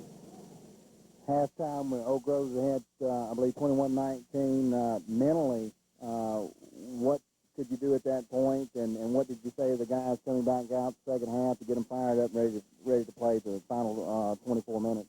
I don't know that I have ever felt like I felt at the half. And I didn't make any bones about it. I told the kid, I don't remember feeling it. This whole year has been really weird, to be honest with you. These guys have been just a major problem at times, and then they've just been super at times, and it's kind of been a roller coaster deal, physically and mentally for us as they're concerned. But we get in there at the half, and I say, look, we're sitting here up, and I feel like we have been beat to death. We're sitting there and clawed in so hard and try to keep that thing from flipping. I said, but if you just look at it realistically, we're better off than we was when the game started. I know we don't feel that way, but we're better off. So all that time I'm toying with the idea of the onside people. So I get it, which I don't tell them, because if they think about it too long, they'll mess up. So sprung it on them right there at the end. I'm thinking to myself, we get this onside and take it on, so that'll be a super big deal. Well, we get the onside executed perfectly. I mean, just great. Bam, bam, bam, take that thing down there, and then stall a little bit, and then we get to play there and don't make it. I mean, what I'm trying to say is we should have made the play on the fourth down. It was a situation where we got them set up for this field, and it was there, and we just didn't execute well enough. And then instead of, at the worst, we should have had them down there deep, but instead they intercepted the end zone, went back out to the 50. So instead of us getting a big momentum deal, we turn around and pat them on the head and say, here you go, boys. So that wasn't good. So then, after that, it's just a situation of just what like it was back in the first half, which was dig in and try to survive until you can get something going. In the final quarter, final drive by Port Sulphur, of course, Oak Grove's up 35-34. Third down, minute and 30 seconds left on the clock. Port Sulphur's on the Oak Grove 19. They call timeout. What were your thoughts at that moment, and what did you tell the guys during the timeout? Well, I'd like to back up just a little bit prior to that on the way we went up on that last score. With the associate, you get an O-lineman, which their life, as far as glamour is not real glamorous. And for years we felt like that's the easiest way to control a game is have a real good offensive line. But as far as, the average fan that watches the game, they don't really watch the line and see what they do, and they very seldom get, ink and mentioned. It's always skill people. Well, it's only fitting there that we get a lineman who's never scored in his life, scored a winning touchdown a game by falling on a fumble in the end zone. And that in itself, that play right there, the ball comes out on the snap. We're on a 1 yard line in excellent shape. Ball comes out on the snap, which I don't know how that happens. And then you see the ball laying there on the ground, and it's like it's laying there trying to hatch. And the people just running everywhere, and I know everybody's eyes were doing the same thing. And finally, guys just on. Well, that was beautiful. So then they start the drive, coming on back, and I'm thinking two things. I'm already geared up, thinking, I said, well, they got a long time. They got 7 minutes, and then it's been taking them about 20 seconds. So I'm thinking about how we should have scored it. Is what I'm thinking. Well, we make a few plays, string it out a little longer. I would have loved that back earlier in the game, but why did we pick this time to string it out? It looked like things wasn't going to go right. So, gets down there on the third down deal, we get the timeout, and I said, look, it ain't nothing I can do for you right now. You by yourself, you on your own in front of all these people, and we got to have a fumble or interception that's just that clear, or otherwise we've got that. So, go back over, and for some reason, I tell Tony, I said, look, we've been tipping the ball all night. We need one more tip ball. Just maybe get lucky. About that time, that bouncing around about 3 times, and Willie takes it. And Willie has always got a flair for really making me nervous. Instead of doing this or getting down or something, really, he's going to run parallel to the end zone. And all I get to be is another. They're going to zap him on the goal line, and we're going to get the, 2 points away. Well, finally, he gets down, and he's in fast territory, and so that's a big relief. Well, then, if the game hadn't been bad enough on you mentally, all we got to do is take 3 snaps and kneel, and the game's over. The game's virtually over. Of course, you can't ever trust it, because anything can happen. What we do, we fumble a snap. After all this, and get down to where the only time in the game where things have really looked decent, in the last place, and we fumbled a snap. Well, I just, was I'm sure a few more nervous people, but anyhow, we got back on it. And after that, we got in there crunch, foot to foot, and all the back, and right in there around Ty's feet. And I said, y'all look between his legs, and in case that ball don't hit solid in his hands, everybody dies down in there. So all we had to do was just have the possession to get the clock started. So we finally ran out, and that was history. But, as far as the game for, people that didn't have a dog in that fight, that just came to watch us play, they probably really enjoyed that game. This is the kind of game everybody wants to watch. Now, I'm sure our fans, I'm sure their fans would have liked a lot less fire under their feet for than enjoying the game, but it was by far the best game down there as far as keeping people on their toes and 2 teams just really stretching after each other, trying to do what they could do. Was, in the final tally, was Oak Grove the luckier team or the better team? Well, that's a trick question. If you're going to ask me if you put both our teams up there listed on that board, it wouldn't be any doubt that they had the better team.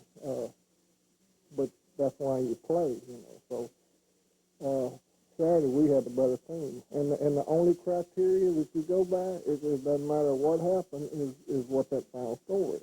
And you know, you look back over the years, we got 2 or 3 real good bounces that really helped, you know. But at the same time, they got 2 or 3 real good things. You know, they tipped the thing twice on that first one we talked about before on the fade route, and ended up scoring. So, you know, things just went back and forth, and I can look back through the years and think of several occasions. We had a 3-year stretch there where we got beat in the semifinals on stuff just like it. You know, just,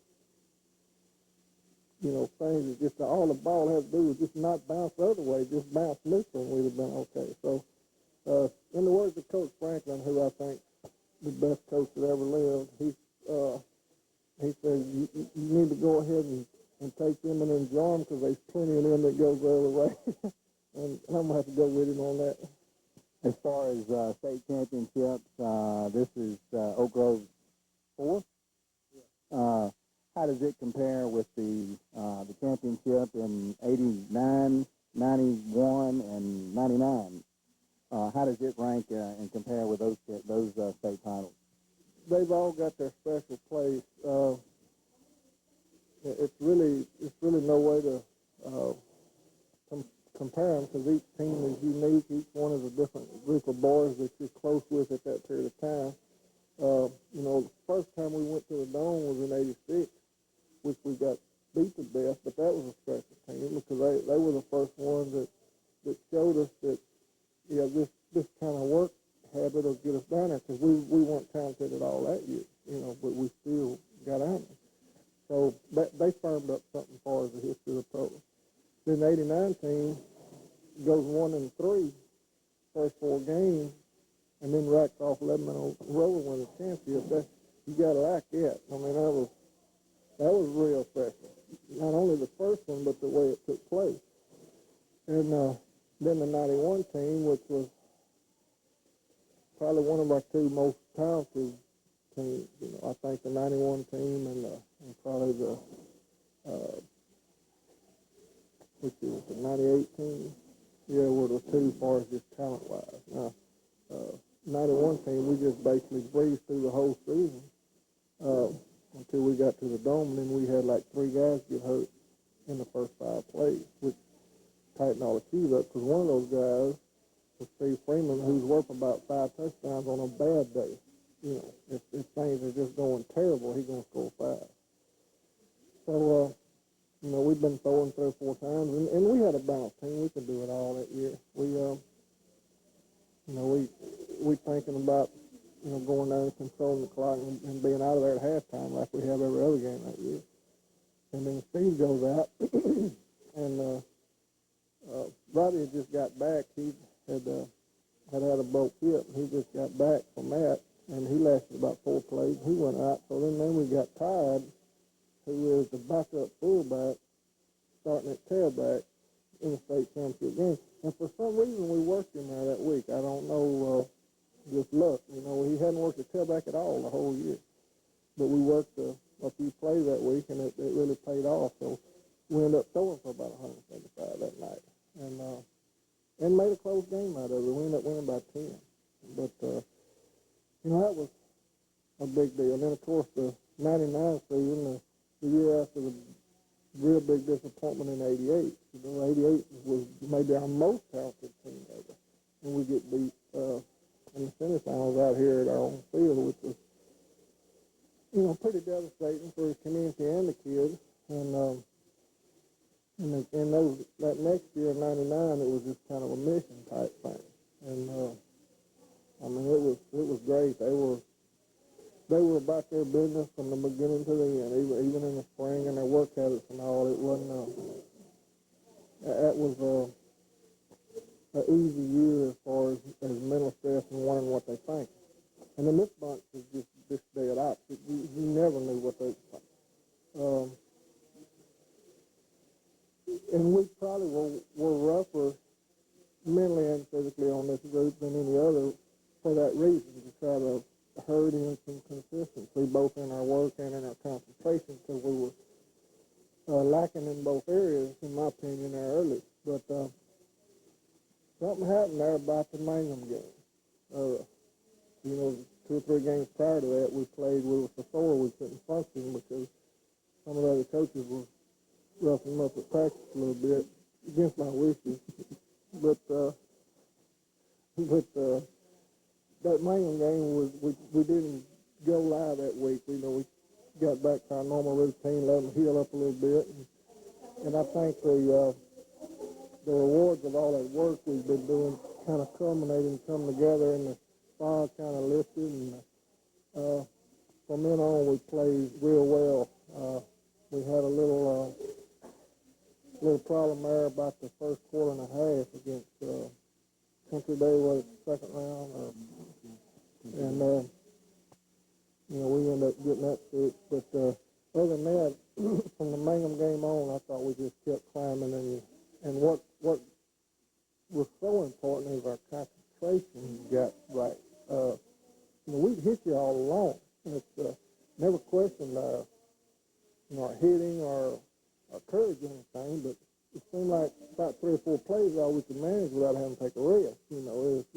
Our brain couldn't go longer than that. So when we started being able to execute for periods of time on offense and defense, then we got pretty good. And then that last 3 game stretch is probably as good as we put together since '89. In '89, it was High and Haynesville the last 2, and who was the third? Anyhow, we had a pretty good string there in '89, but we had to beat High and Haynesville the last 2 games. Well, in this deal, you get Haynesville, Kentwood, and Fort Sulphur. That's about as good as it gets all in a row.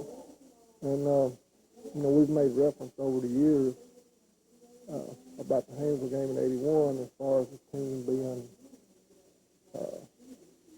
whatever words you want to use, geek, fired up, crazy, whatever. But that was kind of the measuring stick all these years was, did you get as ready as that team did in '81 in that first Haynesville game? And that's the only time since then in 21 years I've seen that was at Kentwood. We wasn't even anywhere close to that fact. There just wasn't nothing left there to get that way with. But the Kentwood game, we could beat lots of folks that night. I mean, it was one of them deals where you're not eating yourself. They were doing some stuff that they really couldn't do. It was real neat to watch. It was a lot of fun. Well, the one question I'm sure all Oak Grove fans are interested in is what the prospects are for the 2002 squad. Losing a lot of starters. I think we got 16 guys graduating. What do you foresee? Of course, as you've shown in past years, it's unpredictable. But right now, what do you predict for the team next year? Well, on paper, it don't look good at all. But we've lost a big crop of seniors about 3 years in a row now. Probably averaging about 15. So we're not going to panic. It's just these guys have got a lot of playing time this year. I'm thinking it's 5 on offense and 3 on defense we got coming back. They're going to have to, jump in those leadership roles and start setting examples for these guys that's going to have to make a big jump. And what determines your success are not your real good players. That's what everybody sees. And of course, you've got to have good players to win.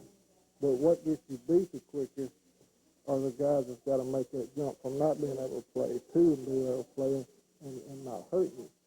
So we got a tremendous amount of work. And I'm going on record, I don't know how many times, being disgusted in our work last year. And I'm not going to retract that. This team is absolutely beautiful right now. I love every one of them, but their work was pitiful in the spring. And I ain't never going to take that back. If we'd have worked in the spring, we could have whipped the fire out of them down there. But we didn't, and we had to scrap. So maybe this bunch can learn from that, and we'll get back on our normal routine of getting a lot of work done in the spring. Because if we don't, we're losing most of our kids that run well are moving on. So, these guys that run average are going to have to get another step or 2 faster, and all that comes through from their weight training and their agility work. So it's just a whole lot that's got to be done for us to be competitive. But our goals aren't going to change, and you know, the way we go about things aren't going to change, and it's going to be the same every year, that we preparing to do the same thing we just did. And if we don't, no matter how many players we got or how good they are, if we don't achieve our goal, then, you know, we think it's us. We didn't do enough work. So I'm excited. I'm still enjoying the heck out of this thing that just happened, because it turned out to be a real unique situation, and it hadn't flushed yet. It's still kind of hanging on. It's hard for me not to smile. But, you know, and on the other hand, at the same time, your mind starts looking, well, listen, he's not going to be there, and he's not going to be there, and he's not going to be there. And you look away, he's going to take his place, and go, lots of work, lots of work. So that's what makes it exciting. And then next year's team will take on a new nation. You know, this one had one nation, and each team belongs to that year's team, so to speak. Everybody's a part of it, and everybody has the same worth, but it's their team, because they don't want to leave, and if they don't put it off first thing of the year, the finality is so sad and devastating. So it's their responsibility for the most part to gather the youngsters up around them that's got to fill in and go to work and hook after. Final thoughts on the team and the year? Well, it was just super. We give the crowd and the community everything they could ask for. We give them some super play. We give them some sorry play. We give them some time to think things were fixing to look real good. We give them some time to think, ain't no way we're going to be worth anything. So we span the whole spectrum as far as emotions from back in that first scrimmage. You know, back in that first scrimmage, we didn't look like we could divide up and beat each other, and then didn't look any better than that in the jamboree either. So things were looking kind of desperate at the time, but that's not uncommon. It takes a while to, you know, we move people around a lot, and it takes a while to find out where a guy can be most efficient for the club. And then we started playing real well there in the first part of the season, then kind of lulled out in the mid-season, which we're all familiar with what we're referring to there. But I don't think it could have finished up any better, and I don't know if we've ever had a team that's finished any better. I do know this. All your great teams have one thing in common. You don't recognize them from the beginning to the end. If teams kind of level out, they don't make it. And I can think of 3 or 4 teams that was real good in my mind right now. That's what got them. They didn't continue to improve. And we're real good teams, but they just kind of, it's just something about that deal of when you're improving, your mindset's different, because there's nothing you can't do if you're improving. The promise is still out there. And this team obviously did that. And it was, I learned a lot, some things that's going to help me in the future, and I hope they learn some things that's going to help them in the future. I know they were exposed to some feelings that they hadn't felt before, and you know, we've been accused of setting a record on one of our practices, and I'm sure they've alluded to that. But you know, sometimes you just got to do stuff to make people decide, and that's all we did. And Of course, the Broncos knocked the Tigers out of the playoffs. Let's go to those highlights from the Class 1A state game. The Tigers get off to a great start. Montella's craft fakes out everyone. And things are wide open. Eric T. Newman, he makes a spectacular catch. He goes in for a 58-yard touchdown. Oak Grove is up 7-0. Port Sulphur answers Terrence Jones to Kenneth Goodrow with a circus catch. It's an 11-yard score. The game is tied. Port Sulphur then will go back to the air. Jones up top to Garrett Green and makes a great catch. Sheds off a tackler. Looks like he's going to go in for the score, but he's dragged down inside the 15-yard line. Vic Dalrymple's defense will hold. Port Sulphur gets the ball back there. Jones to Oren Mackey. He'll go in for his 17-yard touchdown. It's 13-7 Port Sulphur.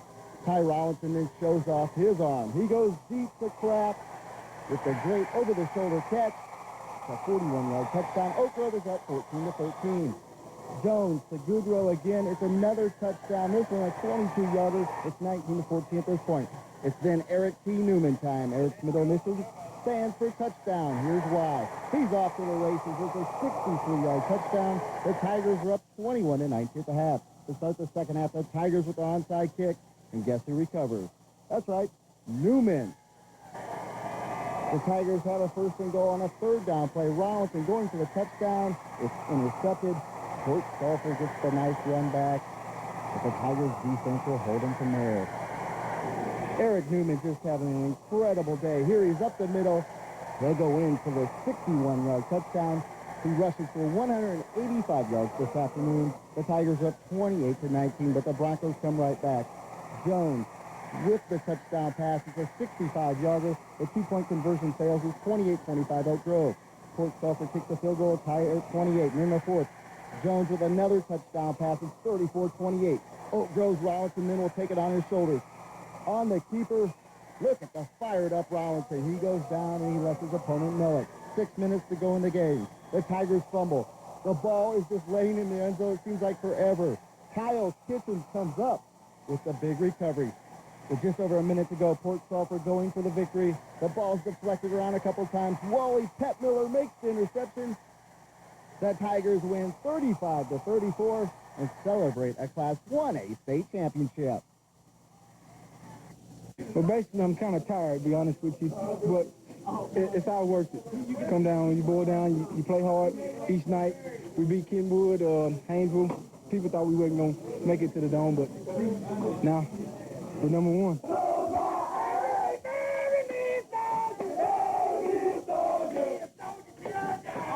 Got a breath now, huh? Yeah, this is great. This is what you want. It's what you think about doing all year. Win a state championship, and it couldn't have been done any better. Unbelievable game. It's hard to talk about it without getting choked up. It's had so many swings in it. Of course, we expected that. We knew that if we didn't keep the ball a good portion of the time, that our defense was going to have a hard time matching up with our speed, and obviously it did. Talk about Eric Newman's performance, Ty Rollinson. They went out on top of seniors. Great performance. Yeah, sure, and those guys really been doing well here, especially the last half of the season. And tonight, big players made big plays. We kind of scattered it around, and then we had a whole bunch of blue-collar guys just kept laying on the line. And I don't know how many times, and even when we were ahead in the first half, we felt like we were getting smoked because we were hanging by a thread. Every time they get the ball in the open field, it took an act of Congress to get them down. So it was real hairy, and people should have, got their money's worth of it, like a little action, a little excitement. I guess it was tense the last 30 seconds. Even up to the end, you were very tense. I guess right now it's just unbelievable emotion. Well, it is, and it's kind of a somber deal right now, trying to gather up all the thoughts, because if you ever forget it, it's like it didn't happen. So, we'll go back with these guys and reminisce a little bit later and try to soak all that stuff up. But that deal when they were driving at the end, when we said there got to have a stop, or either let them score and let us get the ball back, either way, and it rocks on down to a minute, that's a gut-wrenching deal right there. Well, congratulations, Coach. Thank you much. Oak Grove's going home with the trophy. Back to you. They were treated to some great games and some great This will come down to McAllister. championship edition of Aaron's Aces.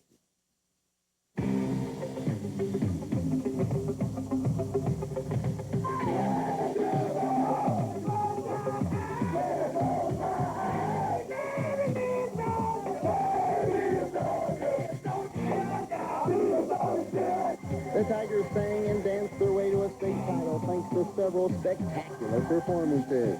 Eric T. Newman was a one-man highlight film. He racked up 347 total yards of offense. Yeah, it's definitely it's very good your last season, your senior season, and then you go out with a win like this. Can't beat this. Kyle Kitchens was the Tiger on the spot. In the biggest game of his life, he scored his first career touchdown in high school. He pounced on a fumble to give Oak Grove the lead in the fourth quarter. The Tigers had another unsung hero with Port Sulphur on the verge of taking the lead. Willie Petmiller pulled down a game-winning interception. Oak Grove wins their fourth state title. And you're on top of the world right now. It doesn't get any better than this. This is